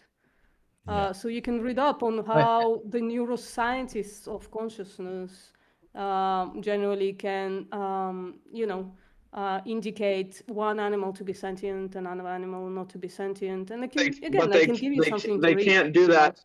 They can't do that except for by knowing that they themselves are sentient. They can assume, which is what they're doing, is that all humans are sentient, and beyond that point, let me read it to you. They can't go farther than that. Let me read it to you, okay, from a specific study, okay? Brain size and the presence and size of cerebral cortex have often thought to have been correlated with sentience. In fact, some have been argued that the perception of pain is impossible without the cerebral cortex. Increasingly, studies have demonstrated that this is not the case and that non-mammalian animals without the cerebral cortex can feel emotions and pain and possess complex cognitive abilities. Even within mammals, neurological evidence suggests that at the very least, the basic emotions are not reliant on a large cortex. Instead, the evidence suggests that the emotions are generated from subcortical internal brain regions, which are found to be similar across species. Total brain size has also been shown to be a poor indicator for both intelligence and sentience, and many now argue it should be complexity of the brain's function that is considered in regards to welfare rather than its size.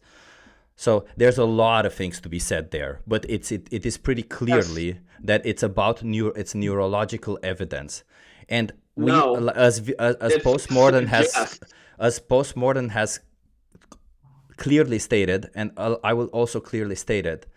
I just go by the evidence, okay? I don't have to understand every single part of it. Just like you don't have to understand how your phone works. You just have to use it to do it. So it's the same with this data. I can look at the data, I can try to analyze it, but I'm very limited in that amount. So then I will resort to the pyramid of evidence, I will resort to what is the scientific consensus, and I will trust the scientific consensus. And currently the scientific consensus is that the animals that we farm for sure are sentient. So I'm not interested right now in debating how they got to that conclusion. And if you want to find out how they got to that conclusion, you can read up on it. But we know for a fact that they are sentient and that plants are not. I don't think your evidence is not evidence, because this is just opinion that you are claiming to be truth, and I have provided you with the evidence. I have provided you with evidence, and I can also provide you with. Evidence says it suggests something. It does not say that it is 100% unequivocally this that causes sentience. There is no 100% in science. Do you understand that in science there is low confidence, medium confidence, high confidence? That's not correct. Again? Yeah, but Chip not correct. used the word prove, so you got to be fair with it's this. fine. Initiate. It's fine. So your claim is that we can't know that anybody is actually sentient, correct? Like you can't know for sure that a cow is sentient, a human is sentient, right? I can't prove that you're sentient. I think that I'm sentient. Is it okay to I know farm me within my own Is it experience. okay to farm me for burgers? Is it okay to farm me for burgers? I wouldn't say for me morally, no, but that's only because of the way I was raised, and I like humans. But but everything else, if this is going to be like a religious debate about morality. How can you prove they're a human? How can you prove they're a human? Because they look like me. Okay. Well, you can't see me right now. I can assume that because you're in a Discord channel and that generally only humans use Discord, that you're a human. Because I don't hear you. I don't hear you mewing on the mic. Hold on. So if you hear my dog through my microphone, can you assume that my dog is sentient? No, it's a dog. I can't assume that a dog is sentient because I'm not a dog. Why? You're gonna hear them through my microphone on my Discord. Yeah, but it's a dog. It's not a human. I can tell when something barks that it's not a human because humans don't generally go around barking. We're talking about sentience here, right? We're talking about whether you can. I'm not even asking like, can you prove if I'm human, right? Can you prove that if I'm sentient, right? That's what was my question. Yeah, I just said no. I can't prove you're sentient, and nobody can prove you're sentient but your own self through your own experience. Awesome. So you can't prove that I'm sentient according to my moral value, right? I can't prove that you're sentient. Therefore, I can also farm you for burgers. Yeah, sure, you can try. I mean, you can try that if you'd like. Not having proof is not. I'm asking if I it's don't moral. think Initiate has said anything So that sentience is even connected to morality. This is just a conversation of determining what's sentient, not like what that means morally. Okay, so we're at the point right now where we're either what are we talking about right now? Are we talking about whether animals are sentient or not, or whether or whether sentience is a good enough moral justifier to exploit or not exploit somebody. Because if you're arguing, so let me explain to you the one. gold standard. I'd like to question that. Hey, let him finish. So 1 second, initiate, because we were speaking to you. So if your whole thing is that we have no certainty that we are sentient, that animals are sentient, sure, but the same amount of certainty that you have that I am sentient is the same amount of certainty that we have that other animals are sentient. So therefore, Hey, no swearing. Be nice. So therefore, you should treat me the same as you would an animal, or you should treat an animal the same as you would me. You should not exploit me for burgers. Except you're my species, and everything else is not. So why would I care about anything other than humans? Because it's not like me. It's not. So you're okay. I don't care. So you're okay with exploiting dogs for burgers? I eat dogs all the time. Yeah. Okay. Okay. So then let me ask you this: what's the morally significant different trait between an individual human and an individual animal? I'm not asking you about the species. I'm asking you what's the trait difference between a human being and another animal that justifies the difference in treatment. It's not like me, so I have no reason to have a connection with it. I'm not like you. It's that simple. So if you don't have a if somebody is not like you or doesn't have a connection with you, then it's okay to exploit and slaughter them. I can see a picture of you, and you're a lot like me. You're bipedal. You have 2 arms and 2 legs and a head, and you're probably part of the Homo sapiens sapien genus and species. So I would imagine you're like me. Can I ask? Are you now just saying that you discriminate based on looks? That if he didn't look like you, you would be okay with that form of discrimination? No, that's not at all what I said. I said that because he is my species, because he looks like me, because he is like me, regardless of what. But are you bringing skin color into this? Because regardless of the skin color of a human being, we still all look. We all look the same. So I don't know what your point is. I have a quick question. If Chip literally demonstrated to you that he's an abnormal fucking ape, he's like he's not human, he's like just a different ape, would you be okay with enslaving him? Why are we getting into hypotheticals? I thought we were talking about reality here. No, we're talking about. Yeah, sorry. Hypotheticals help. This is a hypothetical. You're saying in a fantasy world. Yeah, hypotheticals help test your moral values. That's why we use hypotheticals. So yes, in a hypothetical scenario where you find out that I'm not actually part of the human species, I'm not the same species as you, would it be okay to exploit and slaughter me for optional burgers? Then yes, it would be. I have no reason to feel a connection to you. You're not a part of my species. I have no connection. What does it? Okay, your food. So what you're saying right now is that the appartenance to the same biological group called species is a morally relevant distinction. So I want you to explain to me what is a species and why that is morally relevant. Well, for one, morals is a complete construct of where you were brought up, just to start off. But like I said, how does that prove that species is a good enough moral relevance? How does that prove that species is a moral relevance? And I asked you 2 questions over there. First of all, what is a species? And second, why is it morally relevant towards exploiting or not exploiting an individual? The species is a classification of what a being is, and it's like parts. It's constituents of the same genus and species and family. So it's a biological group, nothing more, correct? Yeah. It's nothing more than a biological group, sure.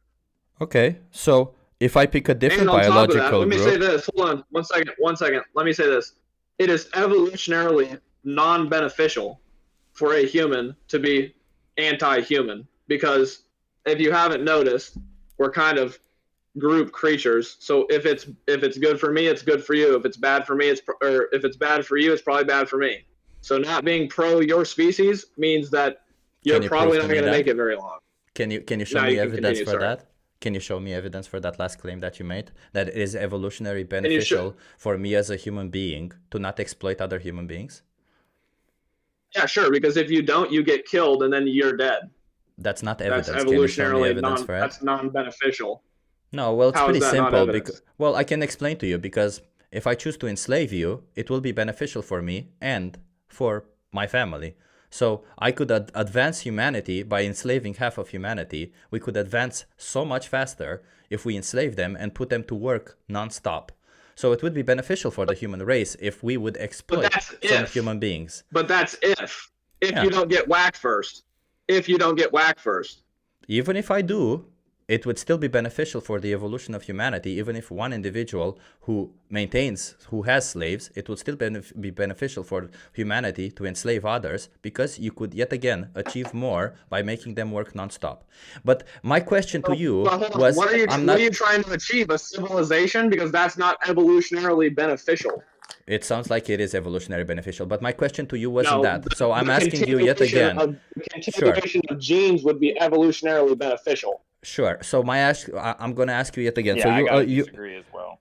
So you just said just it would now. Be only your family that benefits. It wouldn't be the human race. So oh no! It's not just my family. As I said, it's only people that I choose, and I'm going to choose half the human population to enslave the other half of the human population.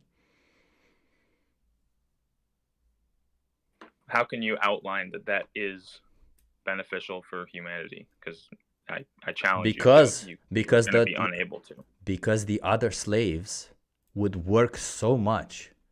They would work so much. They would accomplish so much that I will be able to colonize Mars in a matter of months. Would it not be beneficial if humanity were to colonize Mars sooner, or another planet sooner rather than later?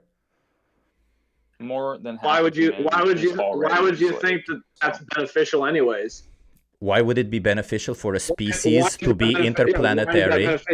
Because being interplanetary is clear. Okay, you're gonna have to stop to let me answer. It is beneficial for a species to be interplanetary species because that essentially allows them to survive even if one planet gets destroyed. So it's pretty logical why being interplanetary is beneficial for a species. But, we're divulging over here, and I want to go back to this because you made a statement right now saying that it's okay to discriminate based on biological group, correct?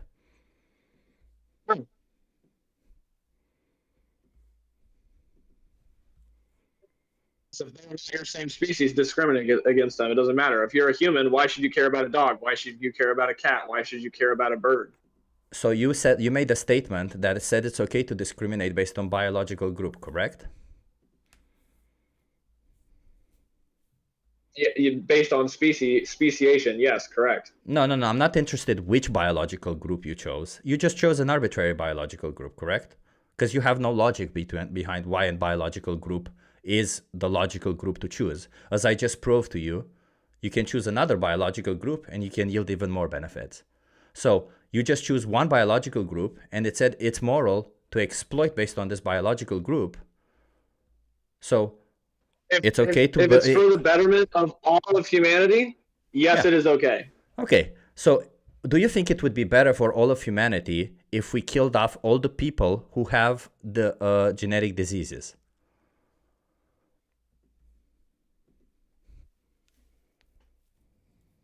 Whoopsie.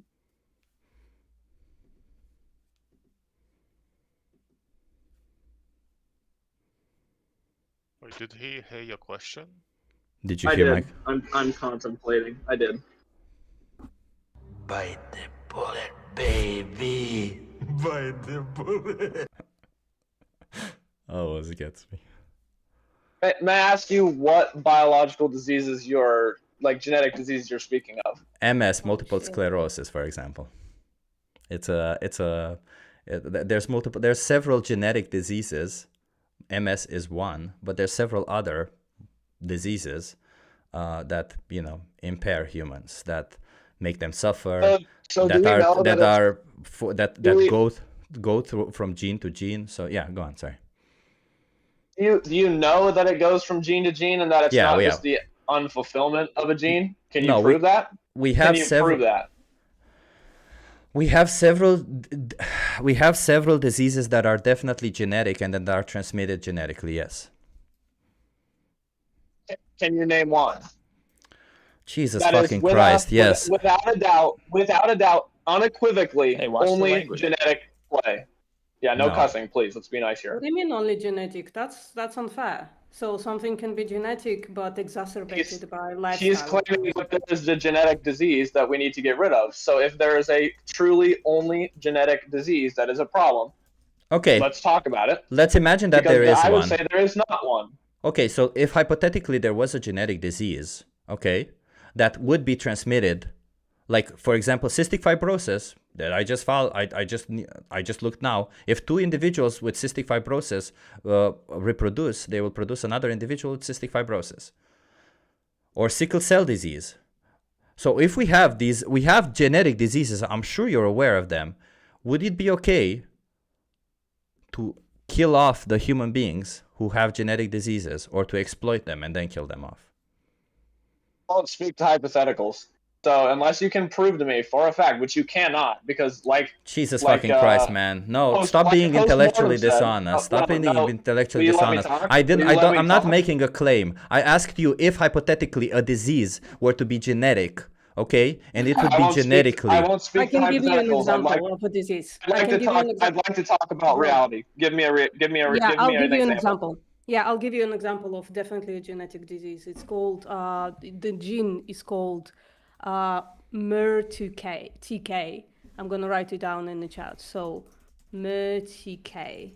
That's the gene. When it's dominant, causes a bunch of problems, including like slow, gradual blindness in human beings, like starting like 16 and up. That just start going blind slowly. Once again, I'll say that there is no proof that there is a genetic only disease. What the fuck do you mean? You cannot prove that something that is. You can go and search MER2K mutation. It just happens to be that one of those diseases that my lab is now investigating. If I could inject, Have they found the MER2K gene in anybody who hasn't shown this? Is there people who do not show blindness with the MER2K gene and do not get blindness? Wait, why? Because if there is, then how can you say it's a genetic problem? When the mutation is dominant, they lose their sight and a bunch of other stuff that's happening as well. Okay, wait. I think the point. Yeah, you're moving the goalpost. So let me ask you this. Let me ask you this. 1 second. 1 second. So what if? Okay, doesn't matter.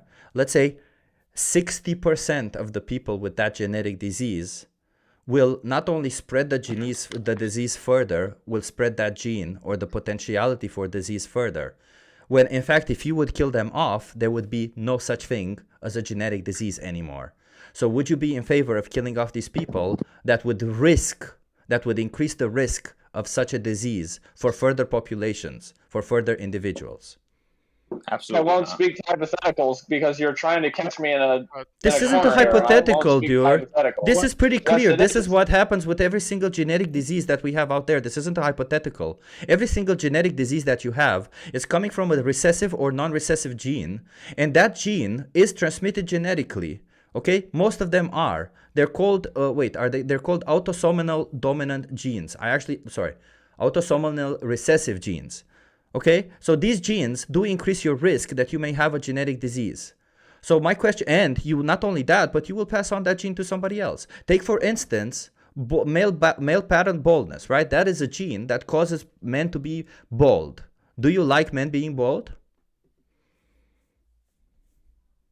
There's 1,000 other things that go into men being bald, my friend. Do you like men being bald? Why you're bringing this up? It's not just genes. Cheap, move on. He's not going to answer. Your position is unfalsifiable. Your position is unfalsifiable, my friend. No, because it doesn't matter. We can prove to you right now that MER2K is a genetic disease. I've met the people. One of them is pregnant.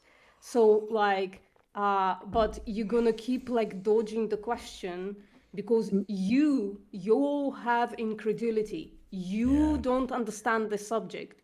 So you're not going to accept it. If I could interject, I think what he's trying to drive to is that even if this is genetic, one thing that he's saying is that if it's a recessive trait, it might not appear. So therefore, you're letting people go by who don't have it. As y'all said, it can go from being recessive to dominant and therefore readjusting itself. or it can mutate itself once again to become dominant. Therefore, it's not purely genetic. But Someone the who has risk it is recessively will transmitted. continue it through. Precisely. But the risk is So transmitted. That's that what I said. recessiveness. The last thing I said Can was we that. hear what Felix has to say? One second, Felix. So the risk is transmitted, as I said, genetically. So whether that risk is dominant or not, whether that gene is dominant or not, the risk of it becoming dominant is transmitted because the gene is transmitted. But when you were giving the hypothetical of 60%, you used the dominance percentage of it. Sure, I said I mentioned a random percentage. So it makes no point in that part to annihilate that 60%. Okay, whatever percentage is. Dominant and positive. Does it matter what the percentage is? What the hell is this? Like I feel like this is such pedantry. Oh, you used a certain percentage. It doesn't matter. It moves the risk. Percentage doesn't matter. But the saying is that since it's not purely affected by genetic, since there are people who hold the gene who aren't affected. No, Matuka is definitely genetic. So whoever has the dominant gene is gonna go blind. But if someone has a recessive gene, they still 100% have of the them, gene unless in they them. die as a child. This is the biggest derail ever. This is the biggest derail ever. Can we let Felix speak, please? Just real quick, I think if someone just says like I don't engage in hypotheticals, and there's no point in talking about like logical consistencies and being logical with them at all, because hypotheticals are used to just test someone's logic, and if someone's like, yeah, I don't want to test that, I don't want to do that, like that's. First of all, that's yikes. Second of all, when we already use real life examples for someone to say, yikes. well, that was very scientifically precise of you. When someone actually is given an actual evidence for some kind of disease, for them to say, well, let's talk about something else. Let's look into this disease. Let's look into this is complete derail. There's no point. No point. I think they already said that if you had a different DNA, they will be okay with putting you in a gas chamber for meat. Yeah, they said that. What's the point? What's the point now? Like, there's no point in. Yeah, my question. No point talking to newsies. My whole once they said that, I just wanted to understand the logic behind it. That was my point, because while we can obviously give up on these people and say clearly they're kind of crazy to say that, but I would like to understand the logic of what makes it okay to force somebody into a gas chamber simply because they do not share the same DNA or the same species as you. So that was my point, where I was going with those next questions. But then it got derailed simply because there's no such thing as that disease or something. Like it's just ridiculous. So Chip, if I can have a second. Sorry, I have to go because it's like my bedtime soon. I just want to say to everybody who's not gonna get to debate today, potentially, right? There is a new channel called Debate Propositions. You can put your debate propositions there, and maybe we can schedule a debate if you want. Okay, how about that? I'm talking to non-vegans, obviously. All right. I also want to say, Chip, I think there's few non-vegans who wouldn't mind having a conversation with you. Just be cautious with how you spend your time, because I don't want to waste. You're right. I just feel bad for vegans wasting their time with people like that. That's all. Thank you, Felix. You're right. Okay. Well, I actually just have 15 minutes anyway, because I also have to go to bed soon.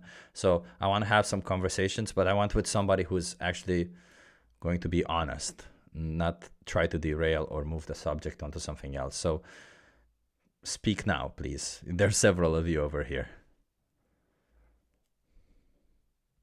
CMDR, do you want... Oh, wait. S something. You want to have a conversation. Tell me. Why are you not vegan?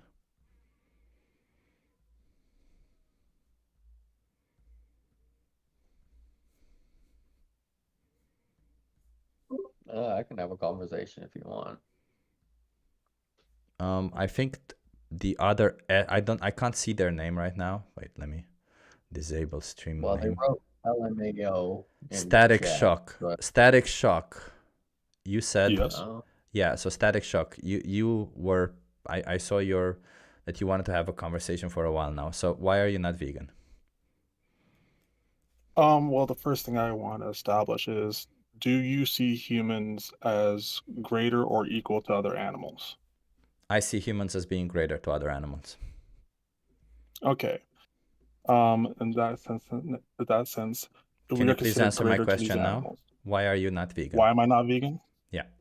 Well, I'm not vegan because I don't see the meat industry or anything like that as exploitation to those animals. You don't see you don't see farming of animals as being exploitative. No. Okay, what is exploitation to you? Exploitation, due to the definition, is unfair treatment to a creature for, I think, the gain of his resources, or the second definition is the extraction of resources. Yeah, extraction of resources is when they're objects. Okay, so unfair treatment to gain benefit from them. Okay, let's go with that one. Okay, okay. Do you think that farming animals is fair towards the animals? Yes. Okay, so you think bringing into existence animals to use them for their body and kill them when you can no longer use their body is fair towards individuals who can think, have emotions, and have an experience of the world, a subjective experience of the world. I think it's fair because there is an unspoken trade deal between the animals and the human species that is happening in the situation. Sure. Can you prove this unspoken deal that you claim of? Do you think an animal wants to be exploited and killed? I think an animal wants protection from predators. I want good that. Shelter. I want food, that.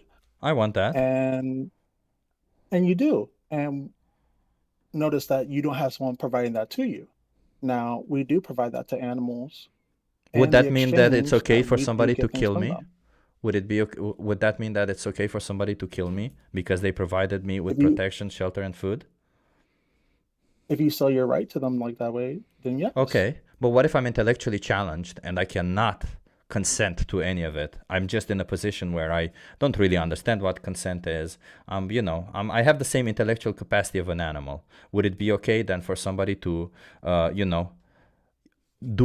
use me or farm me because I'm intellectually challenged? So you're saying if you're intellectually challenged where you cannot approve or agree to it, then for them to where I do cannot that stance? consent.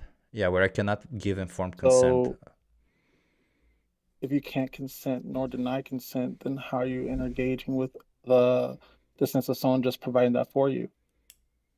Are you I'm saying not someone just engaging. basically rips you from your life? Yeah, But somebody you're saying can. that someone would have to rip you from your life. Yeah, and then somebody can just put a use me. stance. Yeah, so my parents realize that I'm intellectually challenged, that I have the intellectual capacity of an animal, and then they sell me off to somebody to farm me. The question is, what my parents are doing, is it moral? And is that individual who's farming me, is it moral? I would say that is considered a hard one due to that you're stating that you're not engaging thing willfully of taking in the protection, the shelter, and the abundance of food, also the quality of mates that animals are given. Oh, no, Well, animals exactly al- the same. No. I would be treated exactly No. the same as any other animal I would be treated. So, But would you're that... not willfully engaging into it like they are. Well, I would be like you just just as said, much your parents willfully... went ahead and sold you. No, just to be But clear, when I you would have a be group of willfully cows and engaging in bulls, it. the bulls willingly engage within the meat, within the breeding, within the food, within the protection, and within the Just to be shelters. They willfully clear, engage with that. just to be clear, a farmer will assume that I'm willfully engaging, or my parents will assume that I'm willfully engaging into it, as just as much as a farmer would assume that another animal would be willfully engaging in it. It's all based on assumptions because I cannot consent to it or not. So the assumption would be the same, that I'm willfully engaging into it. So would it be okay then to farm intellectually challenged human beings if we make an assumption that they are willfully engaging into it? Well, I don't think anyone should make an assumption. I mean, the classic saying, assumption makes an ass out of you and me. Wait a minute, Excuse my but you make language. that assumption based for animals, as you do, like for animals, No, you make the literally... observation. No. Well, you could make the same observations for intellectually challenged human beings. You provide them with because you gotta protection, measure food, and them. shelter. You just mentioned protection, food, and shelter, correct? So you provide And them with protection, food, and mates. So perfect. You provide them with exactly that: protection, food and shelter and mates for an intellectually challenged human being, would it then be okay to farm them? But you're stating that you had to be sold off by your parents, which means that you did not have willingly. You're not willing to participate. How do you think animals are? Engagement. How do you think animals end up in farming, brother? They are sold off. Well, initially, how we got them is by showing them this area that would provide them with plentiful food and shelter. Every single animal in animal agriculture is either bought from somewhere or is brought into an existence by somebody who was bought from somewhere. They're done now, but remember, so right now, I don't care. Domestication. Let's not commit any genetic. Let's not commit a genetic fallacy. Let's not commit. We don't care about how animals come to. Yeah, it is because you're talking about animals that were somewhere in the past. Those are not the individuals that are here right now. I'm talking about the individuals that are here right now. The animals that are here right now. The animals that are here right now. Why is it that I have to mute all you fuckers? Can you just for a second not interrupt me? So the animals that are here right now, we provide them with protection, shelter, food, and mates. We buy them from others, or we bring them into existence from other individuals that are bought off. If I do the exact same thing to intellectually challenged human beings, would that be moral? Okay. I would say that one, it's a different scenario because as you stated in your own hypothesis, or not hypothesis, your own hypothetical, is that it's someone else doing the selling of you, so it's not willful engagement. No, I just changed the hypothetical just now. I told you the way we do it to animals. So exactly what we do to animals right now, exactly the same thing. Okay, 100% of the same thing. We either bring them into existence from somebody who was sold off, or we buy them from another person, right? So exactly in the same way, if we apply the exact same thing to intellectually challenged human beings, and then we farm them by giving them protection, food, and shelter, and mates, as you claim. By the way, protection is such a stretch. Would it be okay to do it to intellectually challenged human beings? How is protection such a stretch? If we let these animals... Let's not go down there. I'll explain to you why protection is a stretch. I literally wrote it down, that protection is a stretch, and I'll explain to you why protection is a stretch. But can you please answer my question? If it would be morally responsible if we did that with humans, essentially, if they with were intellectually challenged humans. Intellectually challenged. I think in that case it would have to also come to biology's stance of species in that sense. So would it be moral to do that to humans? I'm not sure if it'd be moral or not. I think it'd be disadvantageous to the human species. What if it weren't disadvantages? Literally, it couldn't be disadvantages. We would have a calculation that it's not actually disadvantages. In fact, it would be advantages for the human species. Would it then make it moral to exploit and slaughter intellectually challenged human beings, to farm them for optional products like we do with animals today? Well, just like how you said that plants can never be considered sentient for what the studies we have now, we can never consider that possibly being beneficial to human species because you're literally... No, I can explain to you why it can be beneficial. With the plants I provided with evidence, I can explain to you how it could potentially be beneficial, and I'm hoping that you will engage in a hypothetical, otherwise we're ending up in the same scenario as the other one, and trust me, this time I will stop having a conversation with you if you don't engage with hypotheticals, because it just essentially means that you cannot... Okay, so the hypothetical is, it is beneficial for humanity to enslave and slaughter intellectually challenged human beings. Okay. The question is, would that be moral if we did exactly the same thing to them as we do to animals, and humanity would benefit from it as they do? And by the way, benefit is also another stretch, and I'll write it down why benefit is stretch. But I'll just put it this way. Humanity will benefit from it as much as humanity benefits from doing it to other animals. Would it be moral? Yeah. In that case. If humanity benefits from it, and as much as they do going through the same process, as much as they do from benefit, as much as they benefit from it as they do to doing it to animals, yeah. I would say no due to the conflicts of species. Okay, so I'm going to ask you, what is the morally significant different trait, and by trait I mean phenotype difference, between an intellectually challenged human being and an animal that justifies the difference in view? I say the difference between view is how the previous man was saying, like there is a difference between species setup. I don't care about the difference in group. I'm asking you about two You cannot care about individuals. that, but I do care about that. No, static, because okay, so you're saying there is no difference between the individuals. We can discuss the differences in groups afterwards. I'm writing down difference in group also. Okay, difference between groups. Okay, but my question is right now, there's these two individuals. And right now, what is the different trait between them that justifies exploiting one but not the other for an optional product? Excuse me? I have a question. No, we're having a conversation right now. Can I answer, or is that good? Yeah, please. Okay, I would say that the difference is that one carries the human genome to them and one does not. No. Look, so just to be clear, you're just bringing it back to the same category. I'm not interested in you bringing it back to the same category. You're just formulating the same status in another way. I'm interested in a different trait. What is the trait difference between them that justifies exploiting one but not the other?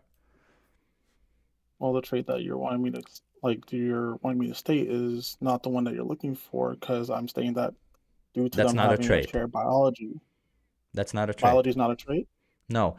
So just to be clear, when you say them having a shared biology, is you not mentioning a trait that justifies the difference in view? It's a phenotype. I'm asking for a phenotype. Do you know what a phenotype is? I actually do not. If you can explain it real quick for me. Okay, so I'm going to read you the definition, okay? It's the simplest way. A phenotype is it's a set or one observable physical, biochemical, behavioral trait of an organism determined by its genotype or environmental factor. So it's an observable, physical, biochemical, or behavioral trait. So it's either physical, biological, biochemical, or psychological, you said, right? Behavioral, yeah. Sorry. Yeah. Well, when that go down to the physical, is that I can see that the physical is someone of my species type? No. I'm not trying to draw back the same thing. But you are bringing it back to the same thing, because I'm I'm asking you to name the trait. I'm not asking you to tell me that there are some, like when you're saying, well, it's that they're the same as my species. I'm asking you to name specifically the traits that make it okay to exploit and slaughter one but not the other. Being human-like is a phenotype. What does it's first of all, being human-like is not a phenotype. And what do you mean by being human-like? Is it that they walk on two legs? Is it that they have hands? Is it that they have a head that sits on their shoulders? What is it? I'm asking for some traits. What I was gonna say, and not being jogative, but I would phrase it how I forget what the Greek philosopher said as, or what his name was, but I would say a natural born bipedal featherless bipod. Wait, let me write it down. So bipedal, featherless furless bipod. So they should walk on two legs. What else? Walk on two legs. I think it's featherless and furless. Okay, so they shouldn't have feathers. Okay, what else? And feathers, fur, and then it's bipedal. I think is the statement from Erogenous. Shouldn't have fur. And so they just should walk on two legs, shouldn't have feathers, and shouldn't have fur. Yeah. But if this intellectually challenged human beings does not walk on two legs... But they are of the nature to walk on two legs. Say it again? But they are of the nature to walk on two legs. Dude, just like how Jesus fucking Christ. Being of nature is another category. I'm asking you for a trait. Like, how is it that difficult for people to identify traits? They have blue eyes. They walk on two legs. I gotta go. That is not a trait. No, that is not a trait. There is not a trait, okay? It's not. I understand you guys think it's a trait, and I understand you guys want to clump together and say, well, it's a trait. It is not a trait. It is not of the natural. What does it mean to be of the nature of walking on two legs? Of the nature of walking on two legs means that it is what is natural to that species. There you go. So you brought it to the same fucking species. What I just asked you now to not do. Okay, it's natural of that creature. It's not. So if this creature is born not walking on two legs, if this creature cannot walk on two legs, they're not born walking on two legs. They're born without legs. If this individual, intellectually challenged human being, is born without legs, then they cannot possibly be born naturally walking on legs if they don't have legs. So if they're born without legs, and they have a feather somewhere, and they have a fur somewhere, does that mean it's okay to exploit and slaughter them? Well, at that point, if they're having feather and furs, we can conclude that they're not human, because humans No, they're don't still have feather human. nor furs. They're still human. They're That wouldn't intellectually be challenged human. That hypothetical goes back to the point of you saying that plants can't have It does not. sentience. It does not. It does. Just can you prove in any evidence that a human can have feathers or fur? Okay, this human does not have feathers, but can have fur. It's pretty clear that a human can have fur. So this human is born without legs. This human is born without legs, but it's born with a fur. It is born with hair all over their body, thus a fur. Okay, is it okay to exploit and slaughter them if they're born that way? I would say no, because that. Well, actually, I would say yes, because that wouldn't in case be human, because fur is different from hair, even if it's all over the body. The follicle difference is greatly between fur and hair, even if they're covered in it. It's still considered a difference. Why are these morally relevant? Why because I asked you for I asked you for moral relevance, morally relevant traits. Why is walking on two legs, having feathers or fur, morally relevant whether you want to exploit and slaughter them or not? I want to ask something right after. Sorry, I want to ask something right after. Sorry. Because I see this as a straight description of what the human species is, and since you so it's strictly about the exact same thing. You're just being so fucking disingenuous, man. Felix, ask your question and then I'm done with this. I don't know what you want from me to. I think other vegans can take care of this. I want you to fully describe exactly. Wait. Before we continue, in physical terms. Wait. Before we continue this, all I wanted to say is just some people have like work to do tomorrow, so it's gonna be good if we just kind of conclude this conversation and move it maybe to tomorrow. If Static wants to say something, or maybe like conclude last final points, and YouTube maybe last final points, and then we can just like finish off for today. I think that'll be very like mature of us. What do you think? Yeah, I think I'm gonna end it because it's just every single conversation is shit, because every single person is extremely disingenuous. Maybe not willingly, maybe Static, you're not willingly being disingenuous. But every single time I ask you, you just want to come back, you are doing motivated reasoning. Your whole conclusion is that I want to end at humans, it's wrong to exploit animals, it's okay. You want to end at this conclusion, and you will come up, like you literally, I had to take it out of your mouth to come up with these things. And instead of you sitting here and trying to ask yourself, am I really in the right position? Is it really okay to exploit and slaughter innocent sentient beings for products I don't need? Instead of you asking yourself this and actually asking yourself, is there really a difference that justifies the exploitation? Instead of you asking yourself this, you drew a conclusion and you desperately tried to find the answer to it. And I'm not interested in, that's why I'm calling you disingenuous, because that's a disingenuous move. I'm not sure if you did it intentionally or not, but that's a disingenuous move, okay? That's all I'm saying. I'm trying literally to speak up on their behalf. They don't have a voice. They have intelligence, they have emotions, they have feelings, they have a subjective experience of the world. They're like you, they're like an intellectually challenged human beings in all the ways that matter. And all you're saying is, well, they're not born of my species, therefore it's okay to exploit and slaughter them. And how is that relevant? Because they're not the same group as you. It's the same thing that slavery is, the same thing that racism is. They're not the same group of me.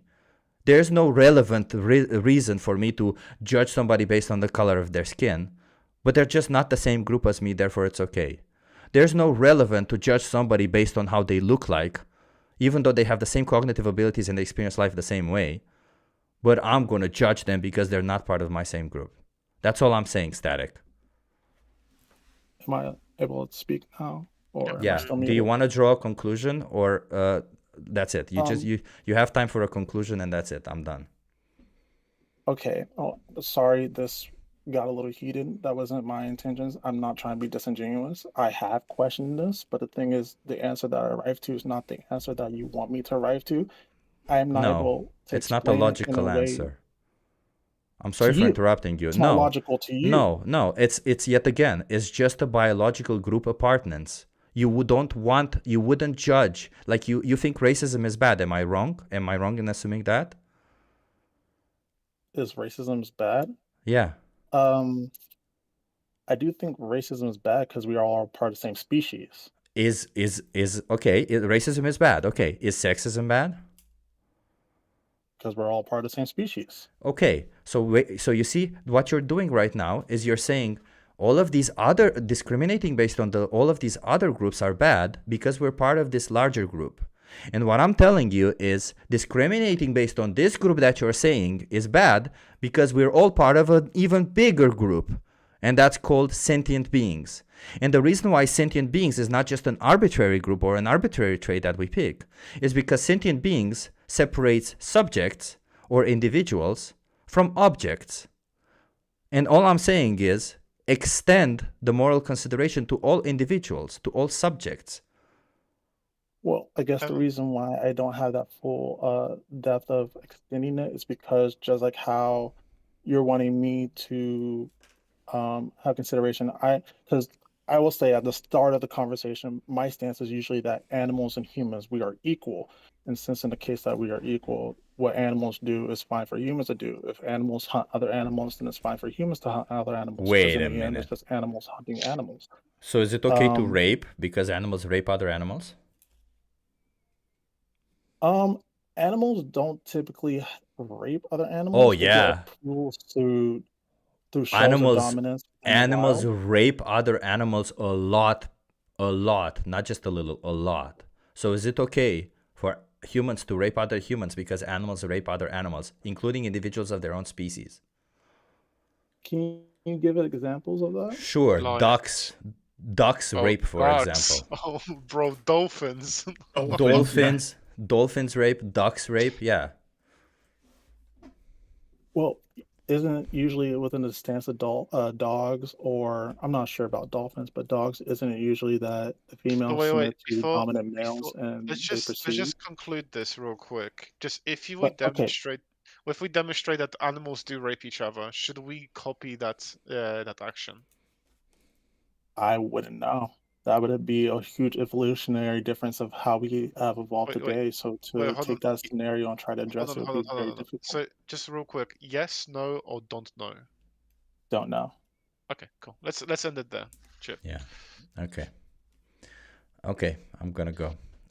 Tomorrow VPM is gonna be here. So if you guys want to join tomorrow, VPM will be here and they will have conversations with everybody. If not, I don't know when I will be again at the same time. But yeah, the conversations are not that great, so we'll see. Maybe Friday I'll be at the same time. We'll see. Well, not this Friday for sure. Yeah, I just want to respect everyone's time. Like, sure, we can schedule something like this. If Chip's gonna go, we're still gonna have some like vegans over here who wants to talk to other people. If you guys want to stay around, talk, whatever. Yeah. So I'm gonna unmute everyone, and Chip, if you wanna go, you're more than welcome to go. Yeah. Yeah, everyone. It was an interesting experiment. And by interesting, I mean shitty conversations. Nothing good. Nothing productive. Well, at least we tried it. Sometimes we gotta try it. I did see somebody mention a comment, and I want to address it. I really don't like these type of conversations. I really don't like when we get so derailed. I really don't like when it's like this nonsense of trying to prove your point instead of trying to listen to an argument. Shit, wait, I'm not trying to give myself a super chat. Where am I? Here. Oh, here it is. Okay, so I saw this. First of all, Daniel Broccoli, thank you so much for the donation. Rickalicious, thank you so much also for the donation. Let me see if I can pop it up here. I see some of the super thanks I cannot for some reason. But Ryan, you had a question here. I eat some animals sometimes, but I don't feel good about it. That's the first step, man. Yeah, we were all there. Cognitive dissonance, I guess. I feel like there's a spectrum. Eating shellfish/fish seems more ethical than mammals. So the thing about it is, Ryan, first of all, thank you for the donation. The thing about it, Ryan, is, well, based on the conversations that I've had with including people tonight and what you can see, is that most of us and humans, they decide whether an individual deserves moral consideration or not, whether they kind of look like us or not, like, or how similar they are to us, right? Or how in what close, like, how much can we tell that, because how much can we empathize with them is essentially where we go for, right? Can I empathize with this individual? If I can empathize with this individual, then I'm not going to be choosing to exploit them because I can empathize with them, right? We use all this based on feelings. It's an emotional thing. And as I've explained sometimes in my outreach, is that there's a difference between cognitive empathy and affective empathy. And the thing about it is that if we use affective empathy to decide whether to exploit and slaughter others, then we can end up in a whole bunch of issues. Like, it's just wrong in that situation. We can, like we just shouldn't do that. But if I believe a decision to exploit and slaughter somebody, a decision so big, should be based on a cognitive empathy. It should be a cognitive process. There should be some logic behind it. So the reason why I ask these questions of people when I ask them what's the morally significant different trait between them is because essentially I want them to understand that there is no different trait between them. There is no relevant thing that says it's okay to exploit one but not the other. Because when it comes to humans and other animals, at the edges we intertwine. There's humans who are more intelligent than other animals, and there's animals who are more intelligent than humans. They're just like this. They're blurred. The lines get blurred as you get to the edges. And yet what we do is we take a line and say, well, fuck all of you, and we're going to only be exploiting the ones that are outside our species. Why? Simply because we can empathize better with these ones. I don't actually know why. A lot of people have different reasons.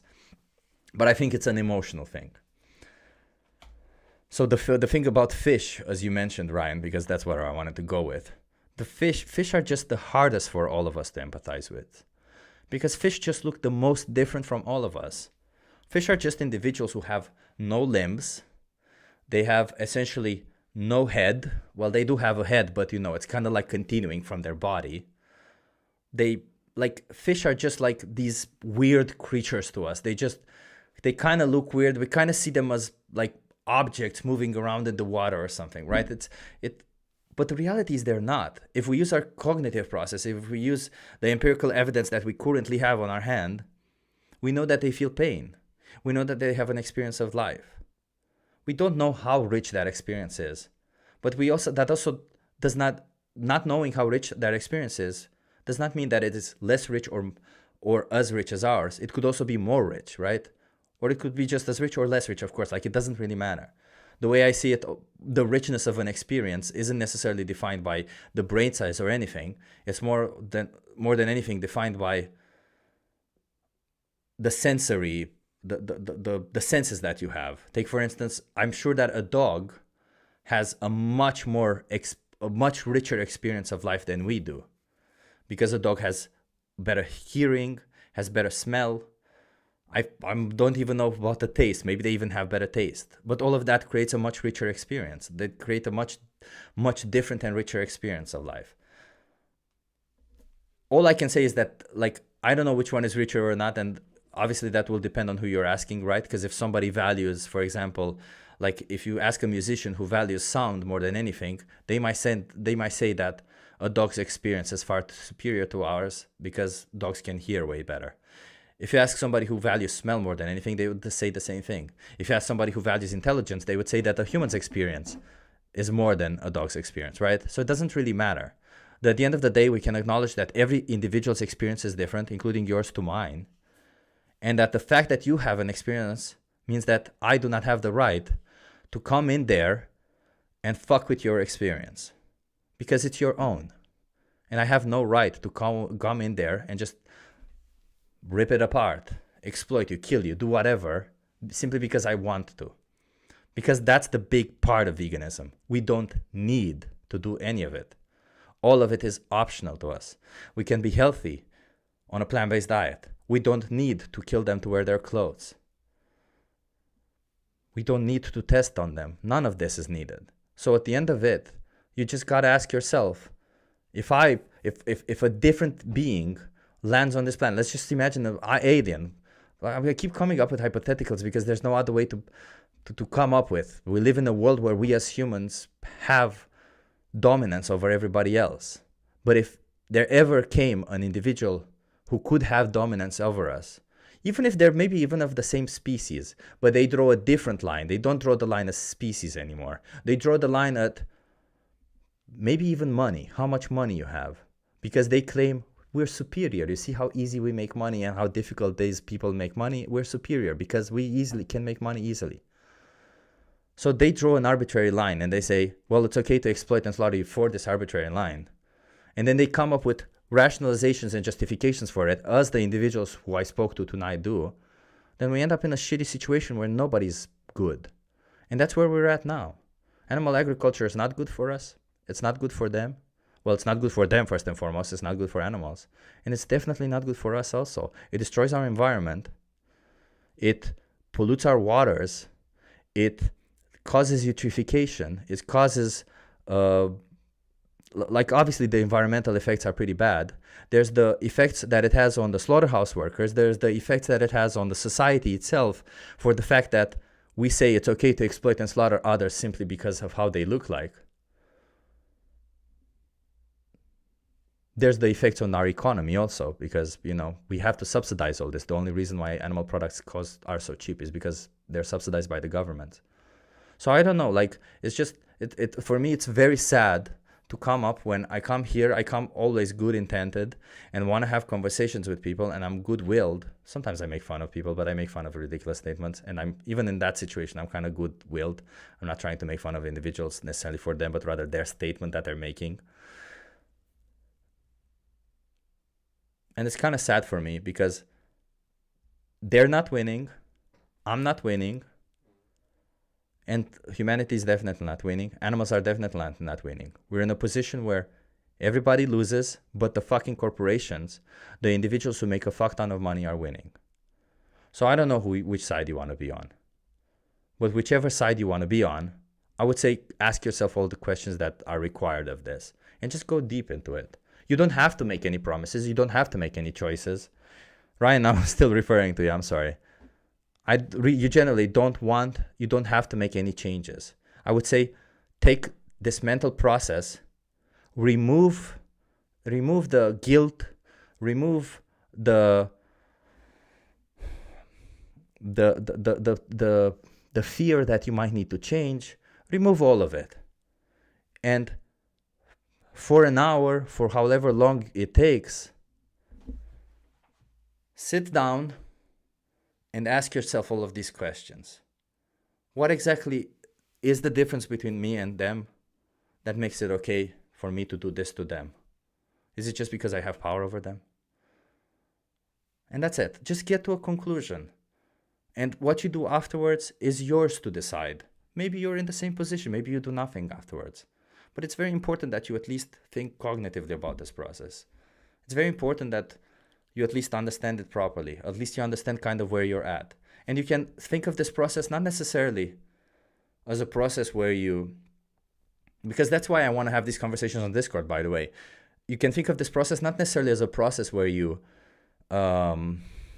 challenge yourself, which you can, but you can think of this process as a process where you ask yourself what you think, what your motivation behind it is. And then come back here. Let's have conversations because that's what I want. When I challenge these people, when I bring up these cases, when I bring up these hypotheticals, it's not for me to win an argument. It's to try and challenge your own thinking. It's to try and find the holes in that thinking that could lead to worser things. I think the rant is over. But I appreciate it, Ryan. I appreciate being honest. You know, not everybody's honest about it. So at least that's a big deal, okay? Let's see the poll results and then, yeah. Look, this person, for example, right?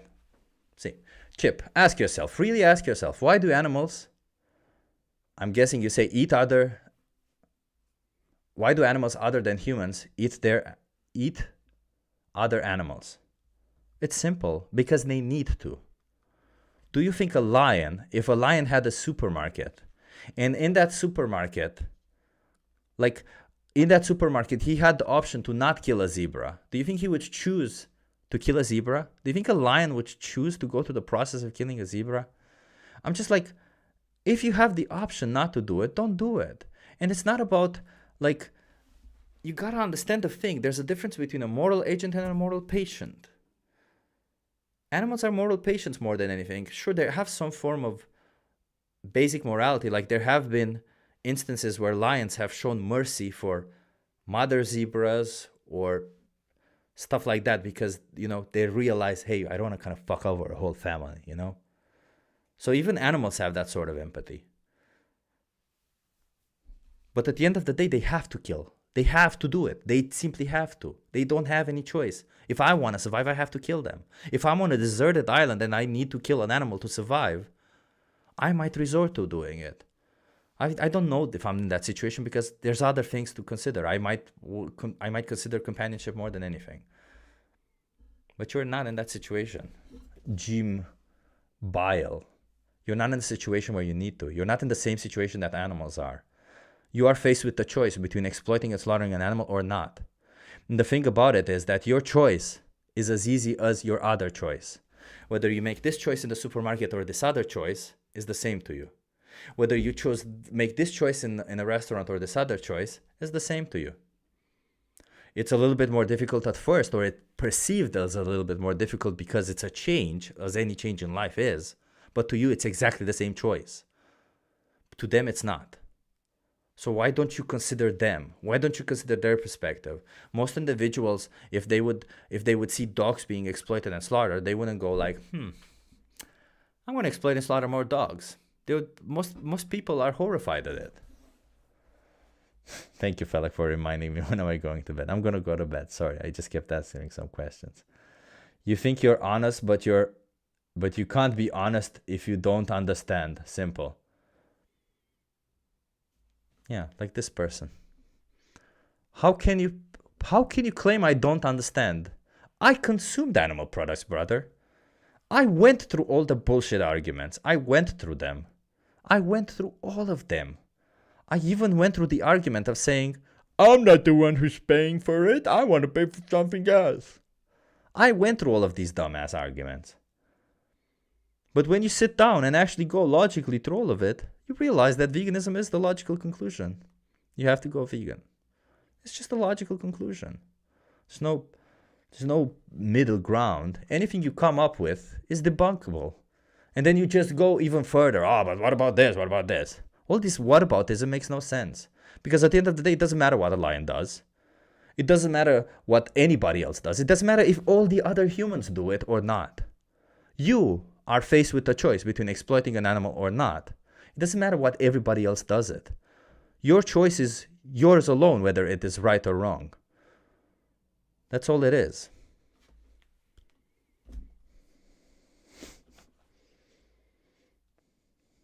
Thank you so much, everybody, for being here. I don't know what to say about this whole thing.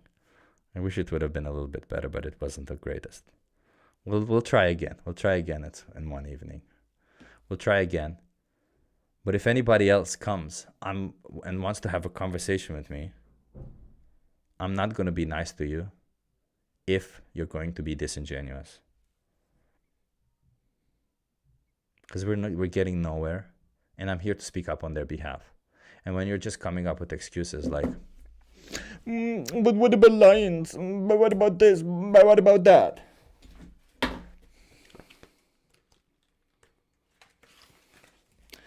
But what about lions? Yeah. I'm sure. If you were in their position, you wouldn't say, what about lions? You would say, stop. Stop.